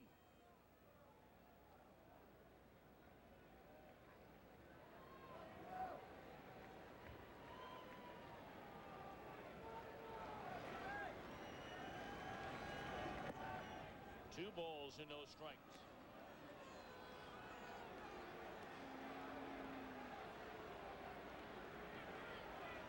Well, Jim Thome uses my old theory facing a knuckleballer. Swing hard and swing straight up. Of course, he does that against everybody. Fouls that one off. 2 balls and a strike. Many different theories on how to approach a knuckleball pitcher, and to the best of my knowledge, none of them work.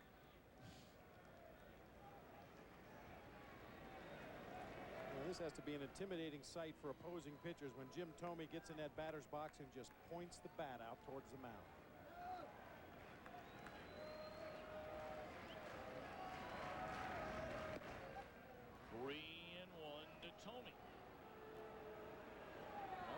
Restlessness here in Fenway Park, despite the fact that the home team leads by 11 runs.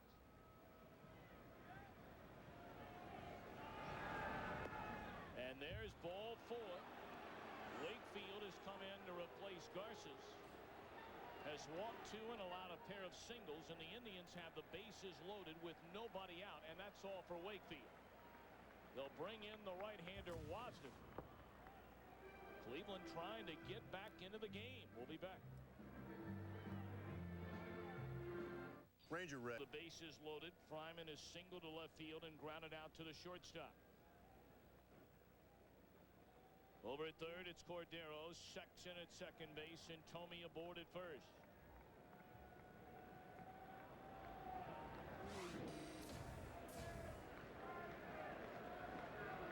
Wasden will work out of the stretch, and Fryman waits at the plate. Fastball, strike 1.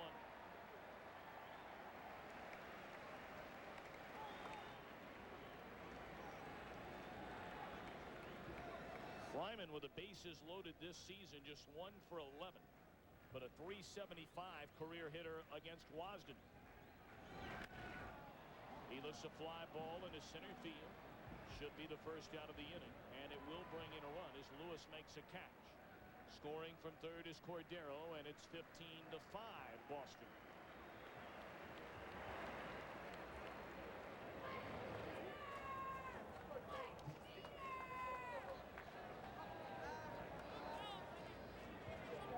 Well, if you're the Cleveland Indians, you can't really hope to get it all back at one time. You got to try to nickel and dime them. A couple runs here, a couple runs there. Did a nice job of jumping on the knuckleballer Tim Wakefield in his brief stint here in the ball game. Now they're going to have to deal with John Wasden. If Wasden has his good control, we should see him working that outside corner against these Indians hitters once again. Sandy Alomar, 1 for 1, sac fly run batted in. He singled to center his last time up, chased a pitch in the dirt, strike one.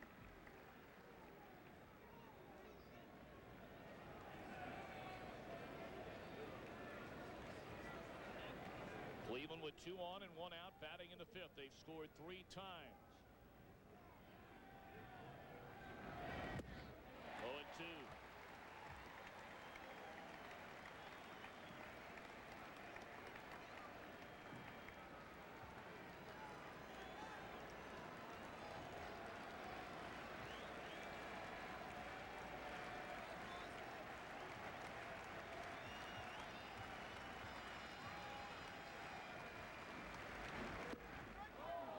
Off the outside corner.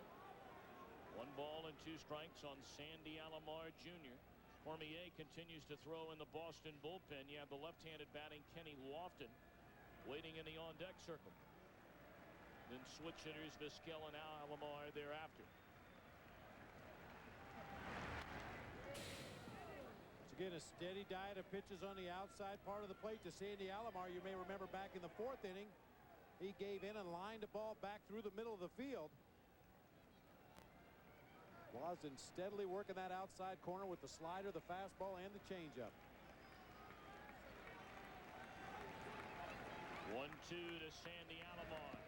And it's in the dirt, blocked nicely by Veritek. Count even at 2 balls, 2 strikes.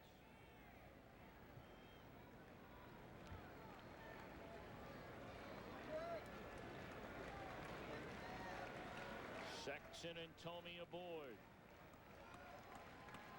Boston has scored in each of its 4 at-bats tonight. 3-2.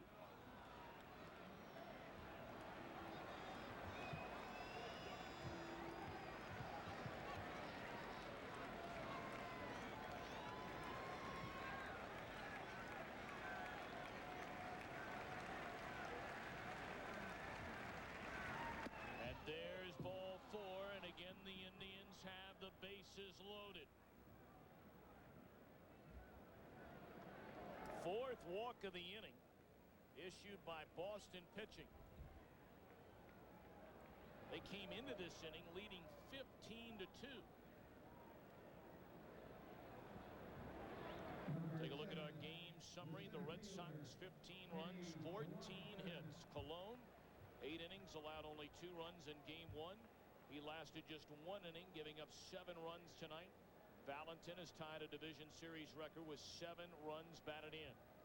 Wasden faces 1 batter. He will be hooked by Williams. They're looking for an out, and Cormier arrives from the bullpen when we return.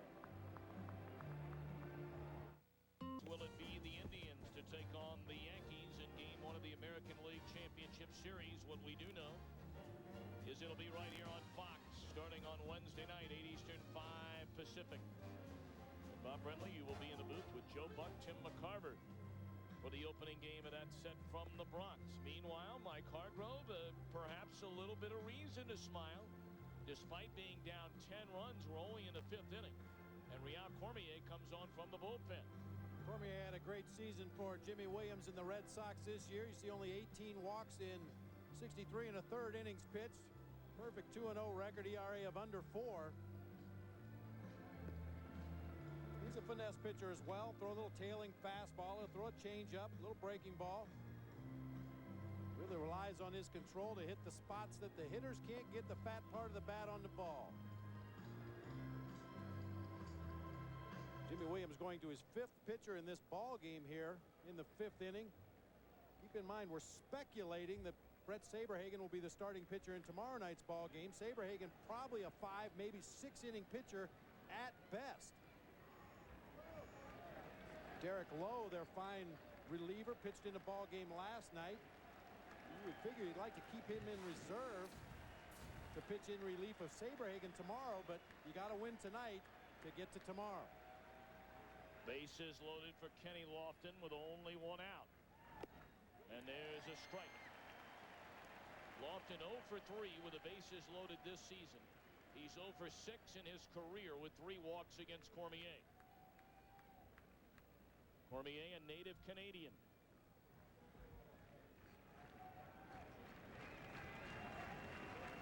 And the 0-1 pitch. Missed low and outside.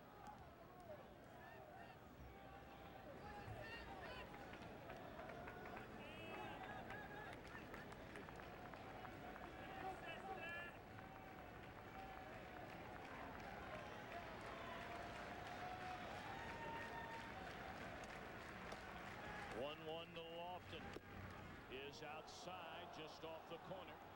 2 balls and a strike. The Indians have scored 3 times here in the 5th. The bases are loaded with only 1 out.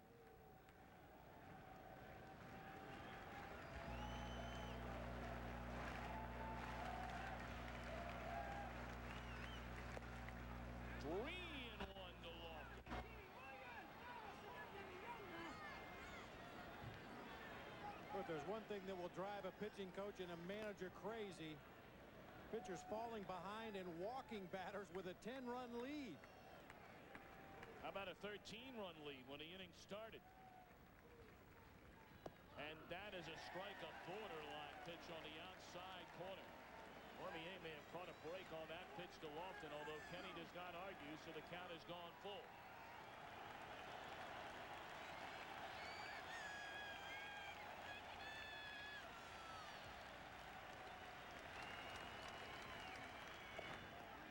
Cormier has walked in a run to make it 15-6.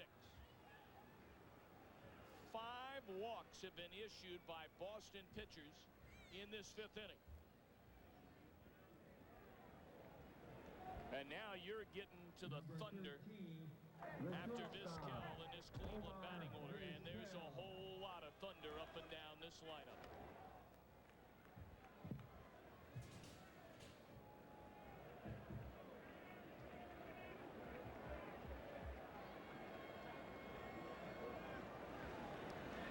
Vizquel 0 for 1, a sacrifice bunt. He's drawn a walk and bounced out to Valentin at third base.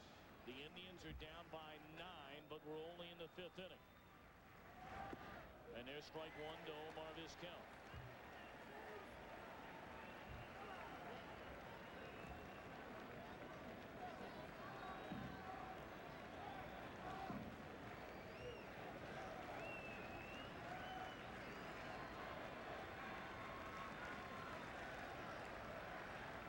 Cormier the pause, and the 0-1 pitch is rolled foul of the first base line.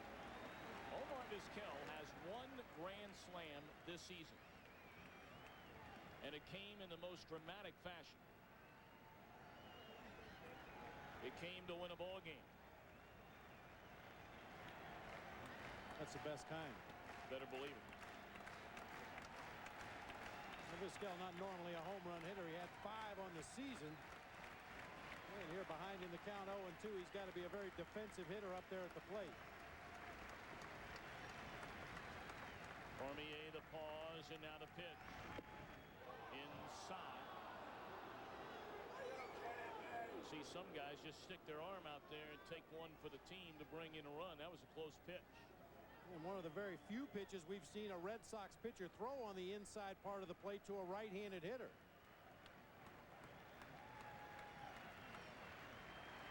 1-2 delivery is popped up, and that'll drift in amongst the fans. It'll stay at 1-2 on Vizquel.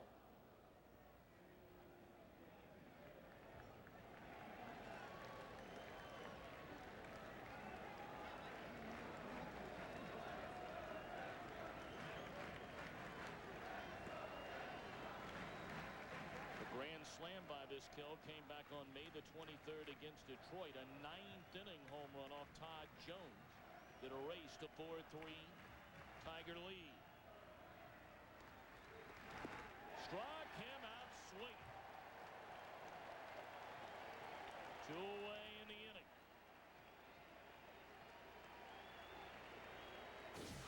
Cormier comes back and makes a big pitch right here. Like a little slider down low. Trying to get a ground ball here with 1 out in the inning and a double play to possibly end it, but he gets Vizquel to swing and miss. Something that he did rarely during the regular season. He only struck out 50 times all year long.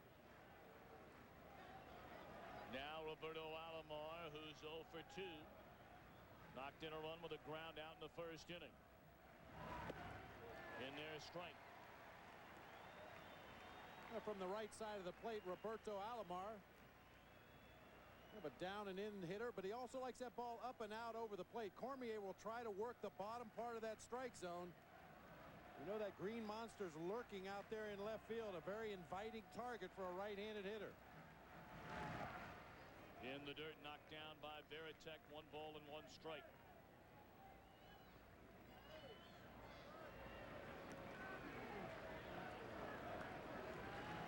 Alomar with a pair of grand slams this season.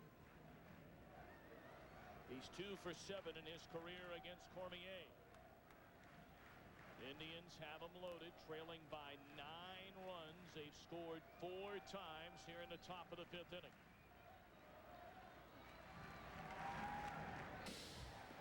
And now Cormier ahead at 0-2. Alomar got a pretty good pitch to hit right there. A breaking ball that stayed up and out over the plate. But he was out in front just enough that he could only foul that ball straight back to the screen.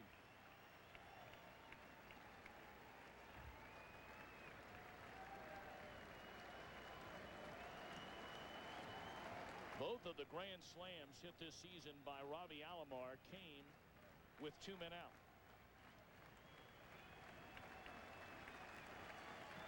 But he's behind Cormier at 1 ball and 2 strikes. Sexton came home a moment ago. Tomey, Alomar lofted aboard, and the 1-2 struck him out swinging to end the inning. The Indians get 4 back, but they still trail by 9.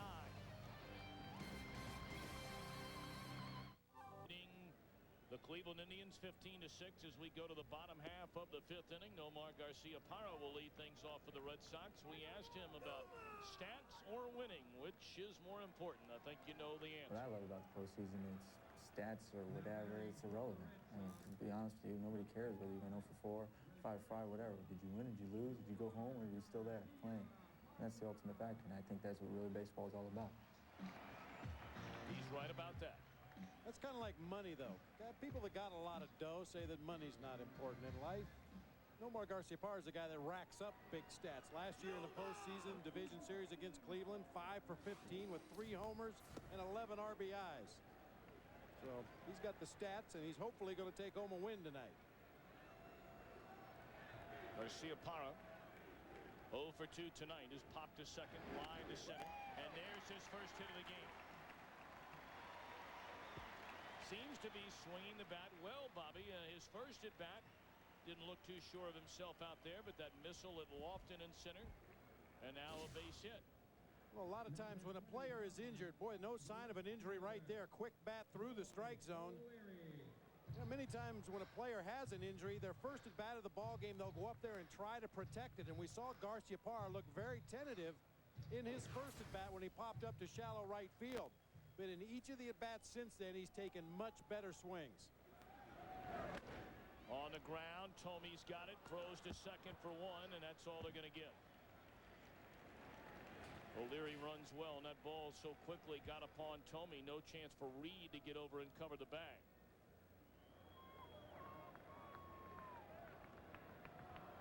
Well, is Boston sitting on their ace in the hole, perhaps, should there be a 5th game? We've seen Pedro duck in and out of that Boston clubhouse the entire night. And you'd certainly assume, Bobby, he goes back and forth to continue his treatment. Well, you would think so. Either that or he's getting into the post-game spread a little early.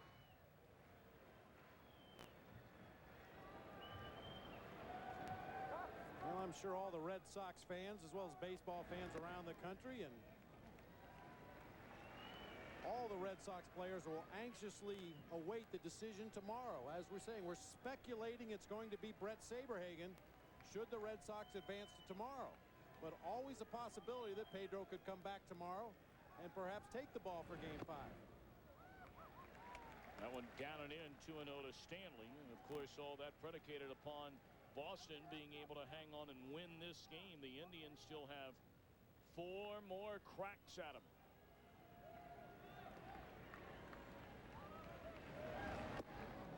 Two and one to Stanley.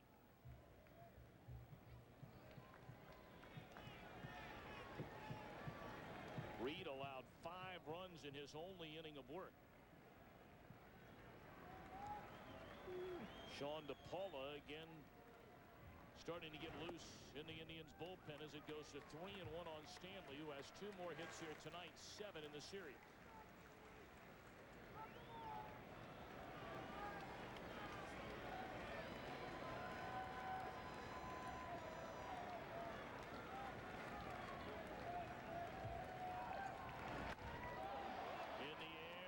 Center field, Ramirez on the run, and he can't get it. It rolls all the way out to the wall.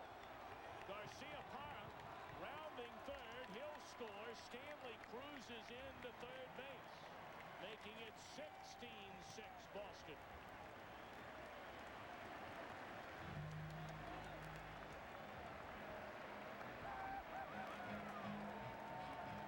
About Stanley earlier having good power to the opposite field, especially right center field. He drives this ball into the gap.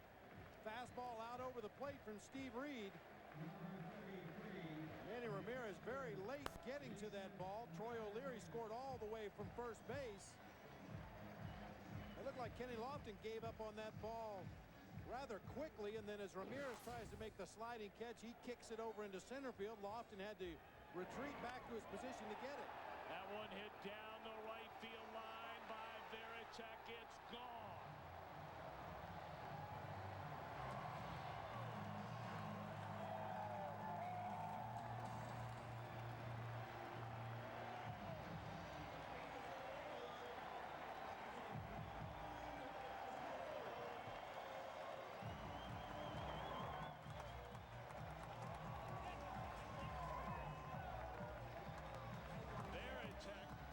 Single, a pair of doubles, and a 2-run home run.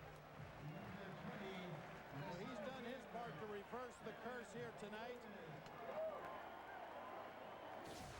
Veritek has shown the ability to go to the opposite field and play handball on the Green Monster. Gets completely turned around, hooking that ball. And now drilled on the very next pitch is Darren Lewis. And immediately the home plate umpire, Jim McKeon, comes out to issue a warning. Both Mike Hargrove and Jimmy Williams are going to come out for very different reasons. Hargrove to hook Steve Reed, and Jimmy Williams to talk things over with McKeon.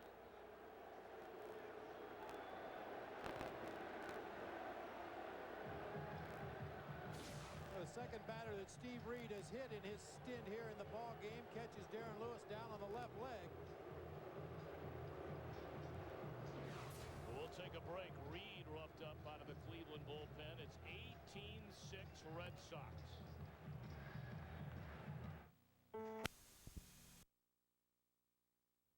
To Manny Ramirez. Did you see the reaction by Manny Ramirez there on the first pitch from Cormier? He was backing out of the batter's box. He was anticipating some kind of retribution for the hit by pitch to Darren Lewis from Steve Reed last half inning. He was moonwalking out of that batter's box as the pitch was delivered. Manny Ramirez has walked twice, scored a run, but he's 0 for 1 officially and hitless in 13 at-bats in the series. Ramirez named the American League recipient of the first ever Hank Aaron Award. And he hits a fly ball into left field. He's going to go to 0 for 14. Well, Manny Ramirez and Hank Aaron have a lot in common. Neither one of them has a hit so far in this division series. Well, Ramirez just does not look comfortable in the batter's box at all. Talked about Mike Hargrove talking about his balance in the box. He's been able to weight back so well on off-speed pitches throughout the regular season and drive the ball to the opposite field and pull mistakes. He really seems to get a lot of weight out on that front foot, swinging with a lot of arms, trying to pull pitches out away from him. And I know we're not telling the Cleveland Indian fans anything they don't already know. They won 2 games in this series without Ramirez hitting. You see all his weight shifted forward. His hips came forward. His upper body came forward. All he had left to swing with was his arms. Very strong arms, but he generates a lot of power with his legs as well. At least he did throughout the regular season. He lost all of his lower body strength on that last swing. And just to finish that thought, Indian fans know exactly where we're coming from. If Manny Ramirez does not begin to hit, they may find a way to win this division series should it go to a 5th game tomorrow. But if Manny Ramirez does not show up in any following series and start swinging the bat any better than he has right now, their chances of winning their first World Series since 1948 are slim and none. This guy knocked in 165 runs during the regular season.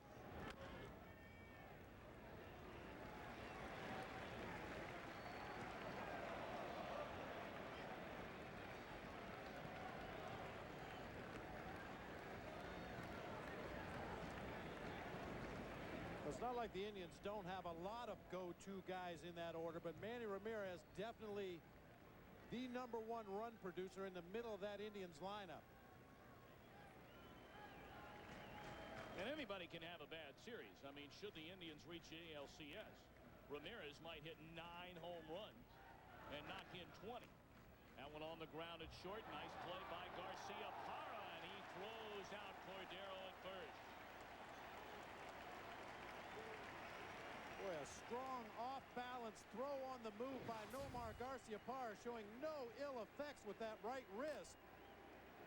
They were concerned about his ability to swing the bat, also his ability to throw the ball. Very strong throw off balance across the infield in plenty of time to get Will Cordero.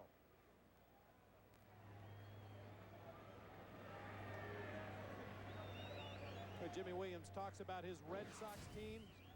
Just says we have a bunch of ball players. They just love to play baseball. Even when the Red Sox fell behind in this series, he was not conceding anything. But our guys are going to come play hard every day just like they have all year long. 2 down for Richie Sexson. And the 0-1 from Cormier is on the outside corner, strike 2. He was asked a question prior to game 3. The statement was made more than a question by one of the reporters. It said, it's only human nature to hang your head when you're down 2-0. He looked the reporter in the eye and said, not where I come from and not in our clubhouse. You're down, you keep fighting. And Sexson gone swinging. The first 1-2-3 inning we've had tonight. Bottom of the 6th inning, the Red Sox come to bat, leading the Indians 18-6. And they have reason to be excited here at Fenway. The night appears to be over for Nomar Garciaparra. He'll go back into the clubhouse, it looked like there, Bobby, to start getting some more treatment. Preparing for what could be game 5 tomorrow night in Cleveland right here on Fox. Well, he's been going up to the clubhouse every opportunity between innings.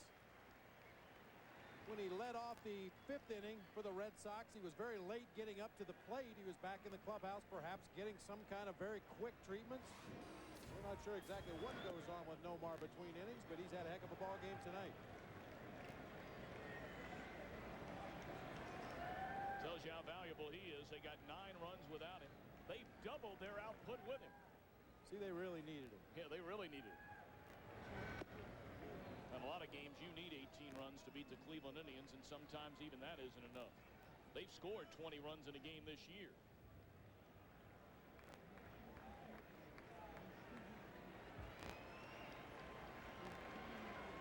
Huge night for John Valentin. First time he's been retired after 4 hits and 7 RBIs. They'll cheer him anyway.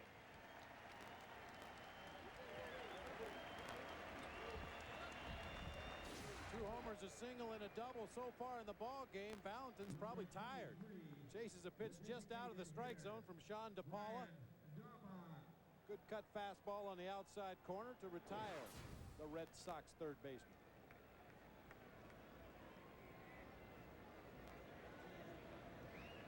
Quiet night for Brian Daubach. 0 for 4, has struck out twice. He is the only member of the original starting lineup without a base hit in the game. He's behind 0-2. Well, we saw Garciaparra walk back into the clubhouse. He had his jacket with him. He is due up next. And waiting in the on-deck circle is Lou Merloni. And there's strike 3 on Daubach. 2 away in the inning. Third strikeout by Sean DePaula. Ladies and gentlemen, your attention, please. For the Red Sox. Well, with a seemingly comfortable 12-run lead here in the 6th inning, Jimmy Williams is going to sit down Nomar Garciaparra for the remainder of this evening.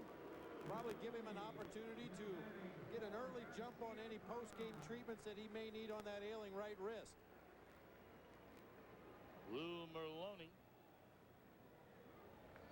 Nomar Garciaparra's best friend on this Boston Red Sox team. He's a local, a native of nearby Framingham, Massachusetts. Dead west, about a half-hour ride from Fenway Park. His sister teaches at a school out that way, and on a regular basis, Merloni and Garciaparra will go out and read to the class. Wow. That's a class you'd like to be in. Pretty strong show and tell.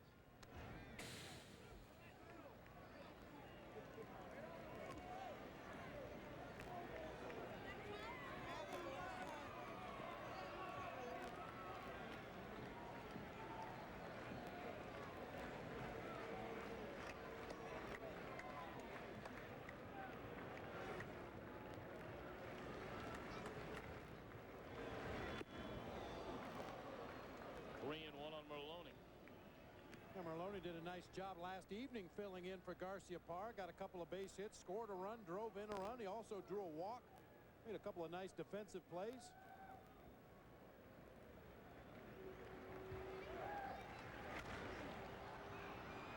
Pops it up into shallow center field. Kenny Lofton coming on.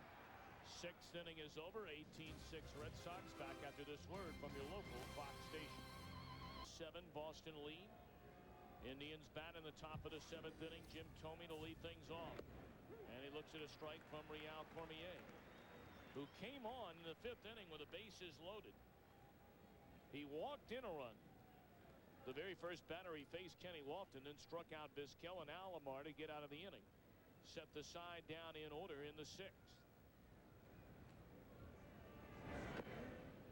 And Bobby, if you're Jimmy Williams, as they continue to work on the left leg, left shin area just outside the left knee of Alomar after a collision. Bumping knees, it appeared, with Manny Ramirez in right field back in the 1st inning. Lined into right field, a base hit by Thome, his first of the game.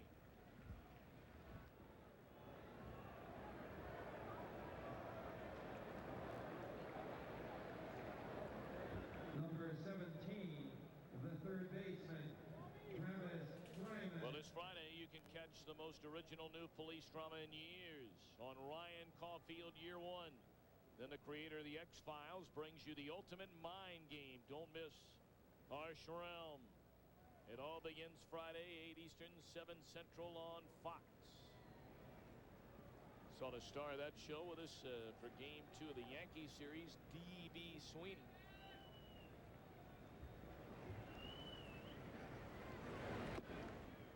Well, it's been a harsh realm out there on that pitcher's mound for some of the guys that have towed the slab tonight in this game. Well, I'll tell you what, the Red Sox have gone to the plate as if it were batting practice. Just diving in and attacking the ball. Jim Rice, the hitting coach for the Red Sox, has to be very pleased with what he's seen from his team the last couple of nights.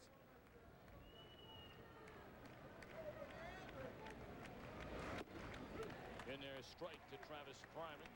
1 for 2, sac fly run batted in back in the 5th inning. Well, he could hit. Jim Rice. Oh my, could he ever.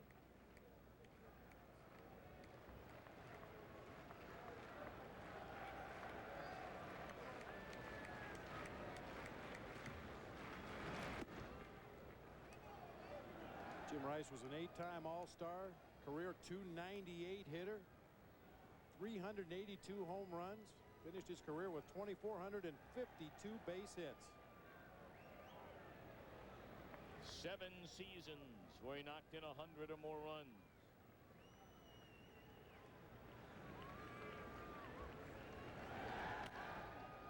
One hopper down to third. They get 1, they get 2.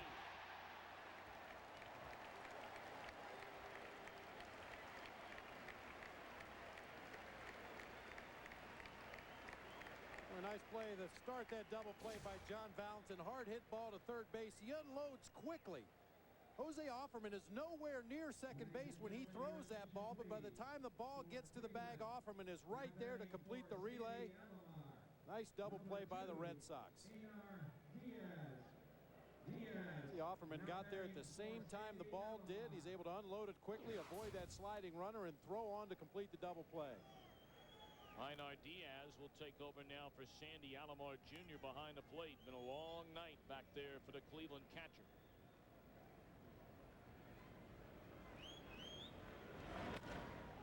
And it's popped up. This should end the inning. And it will. 1 hit, none left. We go to the bottom of the 7th. All Boston tonight. Saberhagen looking to tomorrow. American League Championship Series. That'll be from Yankee Stadium in the Bronx beginning at 8 Eastern, 5 Pacific. Tom Brenneman, Bob Brenly, our entire crew back here at Fenway Park.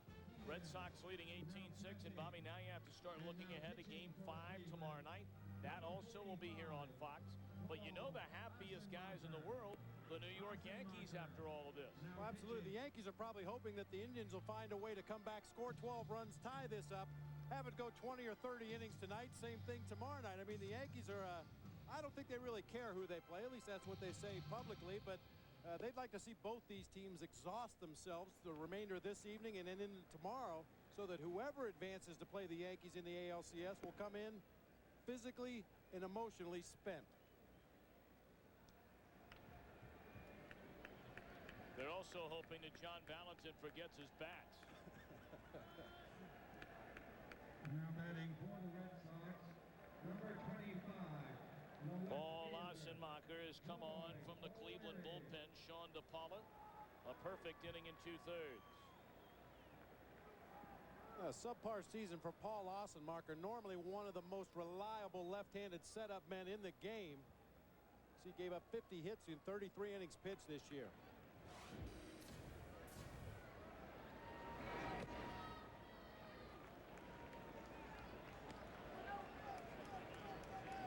Einar Diaz stays in behind the plate. And they bring on Enrique Wilson to take over for Robbie Alomar at second base.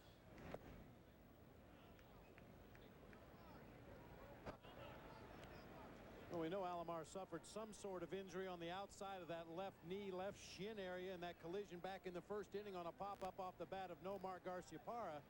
He was able to stay in the ball game and play. Walked, stole a base. And I'm sure that the Indians training staff, as we speak, is working on him, trying to get him ready for tomorrow's ball game. For those of you that were not with us, we'll take you back to that injury that took place on the short fly ball off the bat of Garciaparra in the Boston first inning.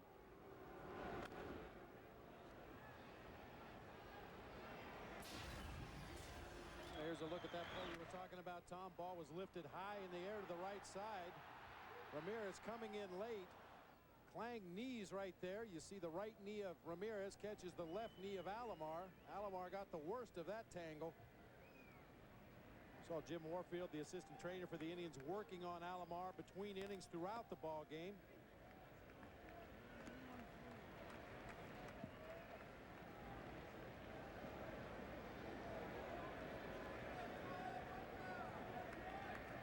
Two on Troy O'Leary.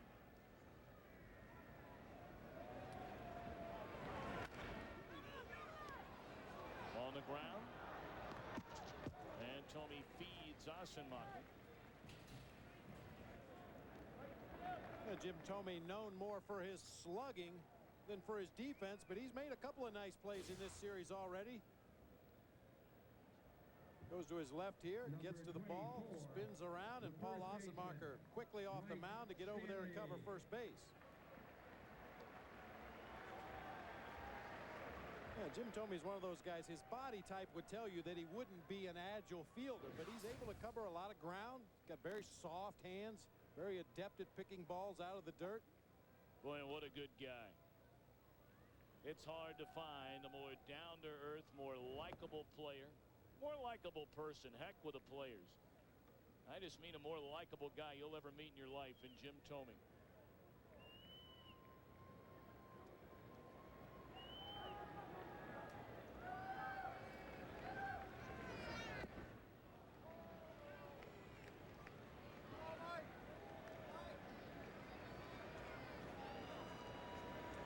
Tomey, a native of Peoria, Illinois. You talk about a guy that was not highly touted when the Indians were keeping an eye on him. That one grounded down to third. Fryman loses his footing, throws in the dirt. Tomey able to pick it out of there, but not before. Stanley is able to leg it out. We talk about Travis Fryman and that huge knee brace he wears on the right knee. It really limits his mobility somewhat. Starts to his right, then he comes in on this ball, loses his balance right there. By the time he straightens to throw on to first base, throw bounces to Tomey, and Stanley is safe at first base.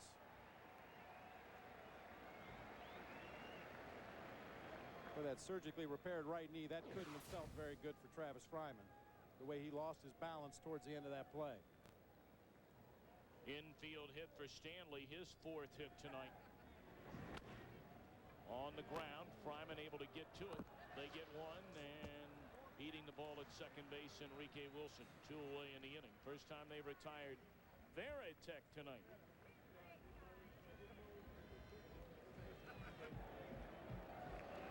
You know, you're talking about Tomey, 29 years old, a native of Peoria, Illinois, a 13th round selection in June of 1989. 364 players were chosen ahead of Jim Tomey in the draft that year. Well, if you watch Jim Tomey swing the bat, and you know, especially at the age that he would have been scouted, I can see why some scouts would have been scared off. Lewis's third hit. That big uppercut swing does Jim Tomey. Strikes out a lot, as he did this year. Struck out 171 times. He led the American League in both strikeouts and walks. Walked 127 times.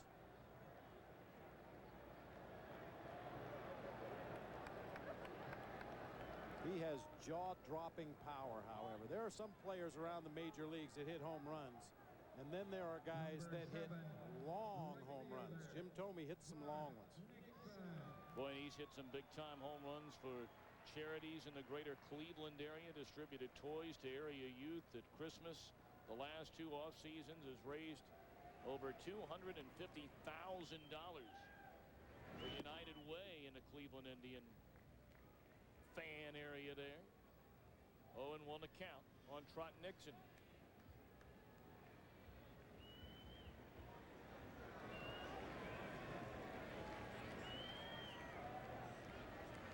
Still jam-packed here at Fenway Park. Of course, for many, it could be the final game they will see the Red Sox play this year. But of course, you know they're hoping and wanting so bad a crack at the New York Yankees in the American League Championship Series. You know, the overwhelming majority of the fans here at Fenway tonight are hoping that this score will stand and Boston will live to play one more ball game. But you can be pretty sure there are a couple of the pessimists up there. You can book that. That are just waiting for this to collapse on their heads.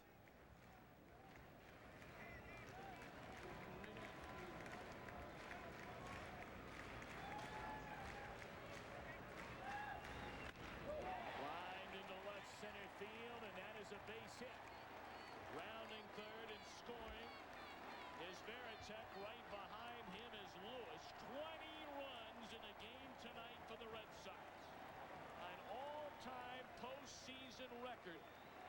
history of Major League Baseball.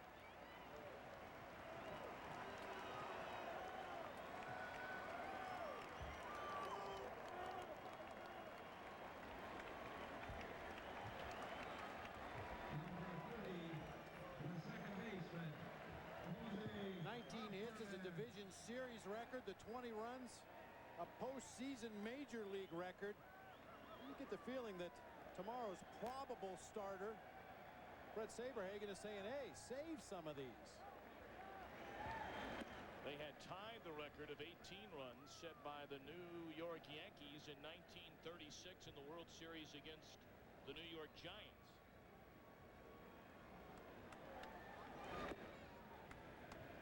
It's unbelievable. 29 runs in the last 2 nights against Mike Hargrove's Indians.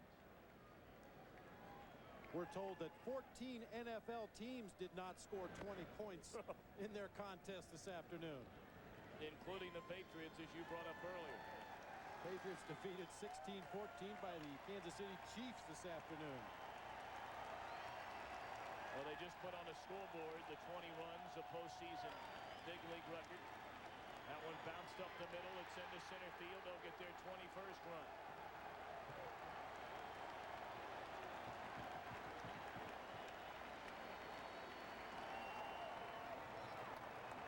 Jose Offerman, his 3rd hit.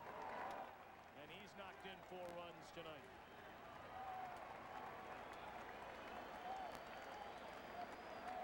Brian Daubach and the clubhouse boy are the only 2 without 3 hits and 4 batted in.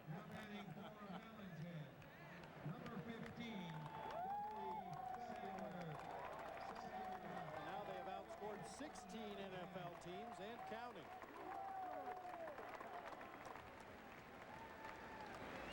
Donnie Sadler is now on the bat for John Valentin. A job well done tonight for the Boston 3rd baseman. A pair of home runs and ties a division series record with 7 batted in.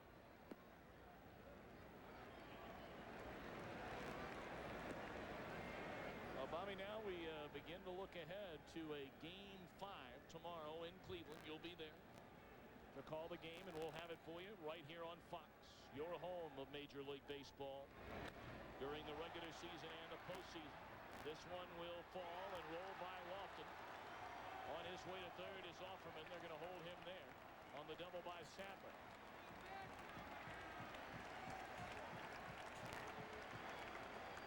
Bobby, you made a comment in between innings that should it be Brett Saberhagen, the logical, probable, speculative, I guess, Game 5 starter for the Red Sox. Charles Nagy, we know, will go for the Indians.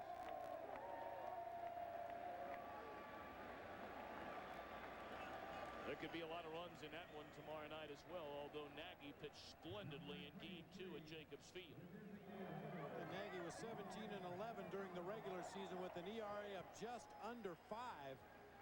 But he's a pitcher that in the past, teams have been able to get the bat on, make some noises offensively, but his own offense has been able to overcome some of those high run totals that he gave up during the course of the regular season. As you mentioned, pitched an outstanding game earlier in this series, 7 innings, gave up only 5 hits, struck out 4, and did not walk a batter, gave up only 1 run to the Red Sox.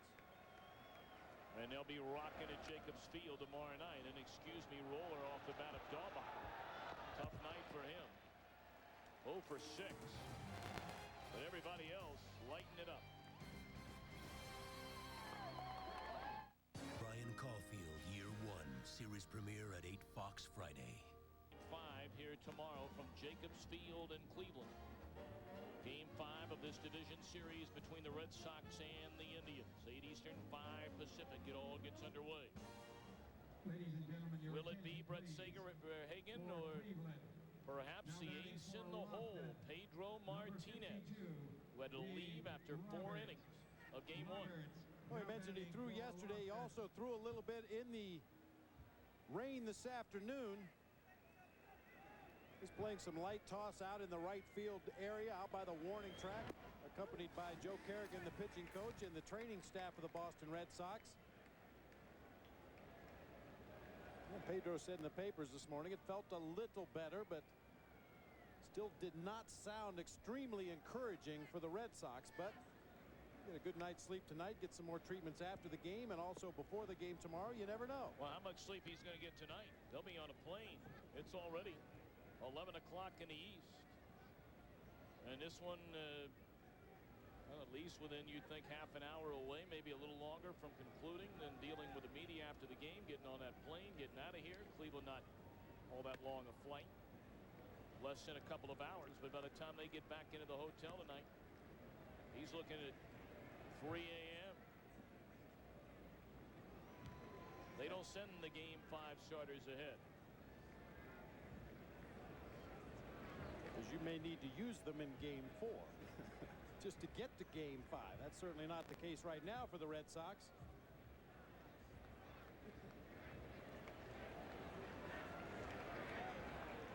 Dave Roberts batting for Kenny Lofton. Well, what a job Cormier has done tonight. Cormier and Garces both. They'll be overlooked with his Boston offensive explosion.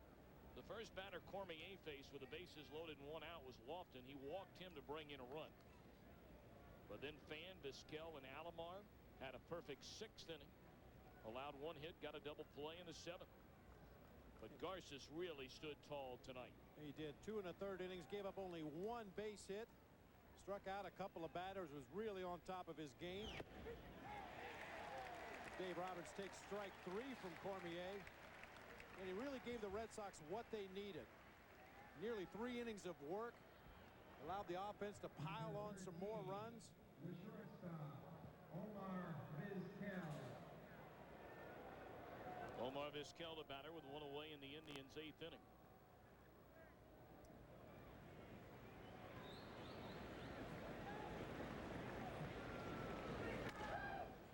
First pitch swinging, pops it up. Offerman is there for the 2nd out. We remind you this copyrighted telecast is presented by authority of the Commissioner of Baseball and may not be reproduced or retransmitted in any form. And the accounts and descriptions of this game may not be disseminated without express written consent of Major League Baseball. Number 35, the second baseman. Enrique Wilson will bat for the first time since taking over defensively for Robbie Alomar. And Bobby, the psyche of this Indians team now, they are going home where they'll have a great crowd tomorrow night. One of the great venues in all of sports, Jacobs Field has become. We'll talk about this when we come back. DeSando throws out Wilson. 21-6, Boston in front. Tonight, where the Boston Red Sox have thrown up 21 runs on 22 hits.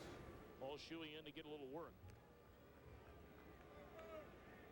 And as Lou Merlone steps in, fans here at Fenway Park chanting Lou, Lou. I kind of wish my parents would have named me Lou. Well, why is that? Oh, they weren't chanting Lou when I came to the plate most of the time. It rhymed with Lou. No, that's not true. You're still one of the all-time fan favorites in San Francisco. And especially in the visiting ballparks.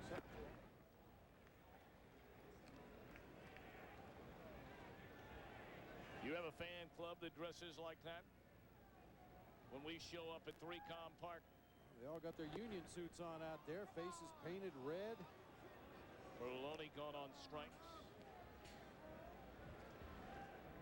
I know that you'll be moving on, Bobby, tomorrow night, joining Tim McCarver, Joe Buck for Game 5 of the series. This will be our final telecast as a group together, where we have spent by and large the entire season on the West Coast here on Fox. Been a wonderful year, and we hope those of you have enjoyed games throughout the summer. Many more to come, including tomorrow and the League Championship Series.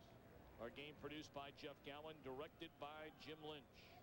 Our associate director, Larry Lancaster. Our broadcast associate, Michael Fitzgerald. Pre-game show produced by Gary Lang, directed by Bob Levy, and thanks very much. So hard-working, our technical producer, Craig Marlowe, our technical crew, all the men and women on the cameras, the tape, audio, and graphics. We've had a wonderful summer. Senior producer of Fox Sports is Bill Brown. The executive producers of Fox Sports are Ed Gorin and David Hill. So you look ahead to Game 5 tomorrow. And Bobby, what about the psyche of these two teams? 30-plus hours ago, Cleveland riding high. They have given up 30 runs in the last 2 games. Well, you know the Red Sox are sky high. They know what they can do against this Cleveland Indians pitching staff, and their pitchers know what they can do if their control is outstanding against the Indians hitters. You know, we talk all the time throughout the regular season about adjustments, pitchers making adjustments, hitters making adjustments. And I think at this point in this particular series, the Indians need to seriously make some adjustments going into Game 5 in their approach against these Red Sox pitchers. Well, you talk about lack of control. That's what got Brett Saberhagen into big-time trouble, which is even more amazingly rare for Saberhagen, one of the great control pitchers of his generation. He just could not find the plate. He talked about having too much adrenaline flowing in Game 2.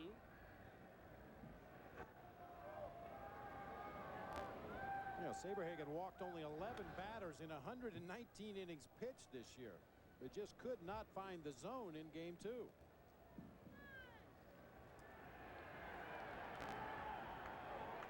Saberhagen walked 3 batters in just 2 2/3 innings. And was pitching from behind in the count most of the evening.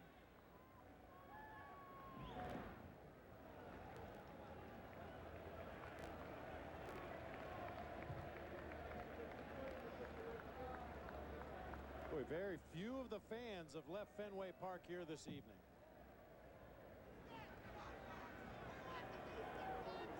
Boy, they have great fans. Both of these teams have terrific fans.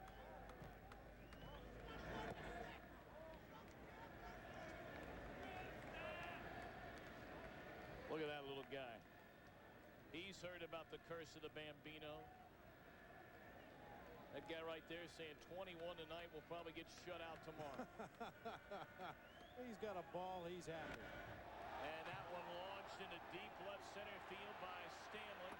And it's off the top of the Green Monster. Stanley laboring into second base with a double. His 5th hit of the game. 3 singles, a triple, and a double.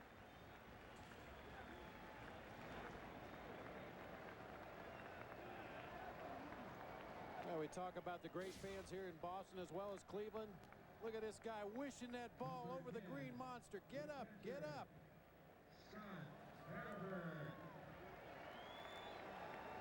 Mike Stanley did not miss by much. That ball hit about a foot from the top of that 37-foot tall Green Monster in left field.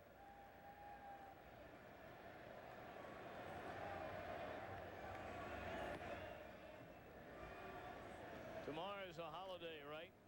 Yes, indeed. Columbus Day. That's why all these youngsters are hanging around late into the Boston night.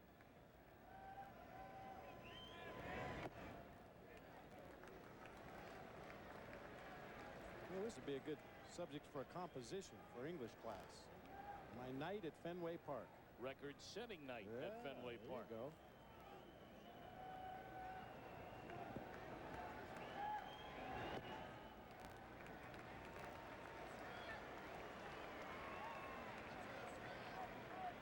Boston Massacre, you got that right.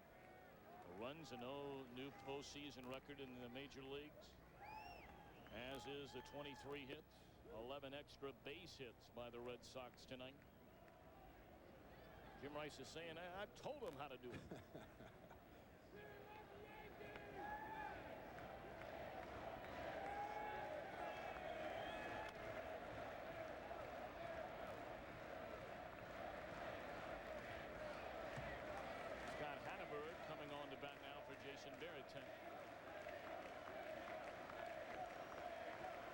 Crowd chanting Pedro.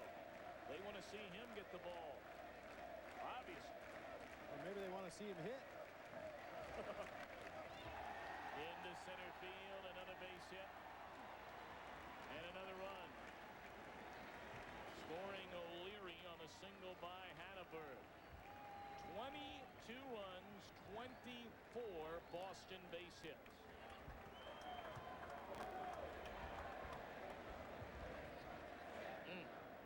And if you're looking at the NFL tote board, now 20 teams in the NFL were outscored. He didn't have a beard when this one started. Guy is obviously a fan of a pitcher's duel. He's in the wrong place for that. Unless he's on the mound.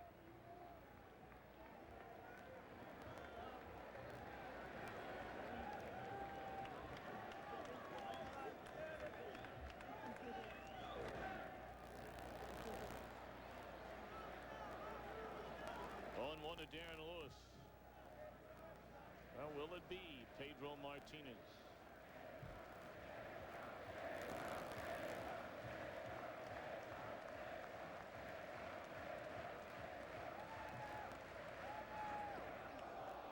There's a breaking ball looked like from Shuey that just never broke.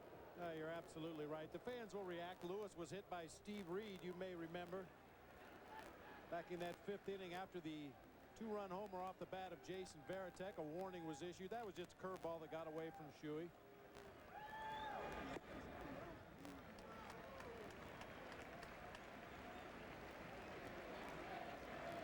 That fella's sitting in the front row. They've always said at Fenway the best place to get a nap was in the front row. Take a look at that. That is amazing. It really is, boy. They throw home. Runner parked between third and the plate. And now Fryman will flip to Diaz, who tags out Mike Stanley.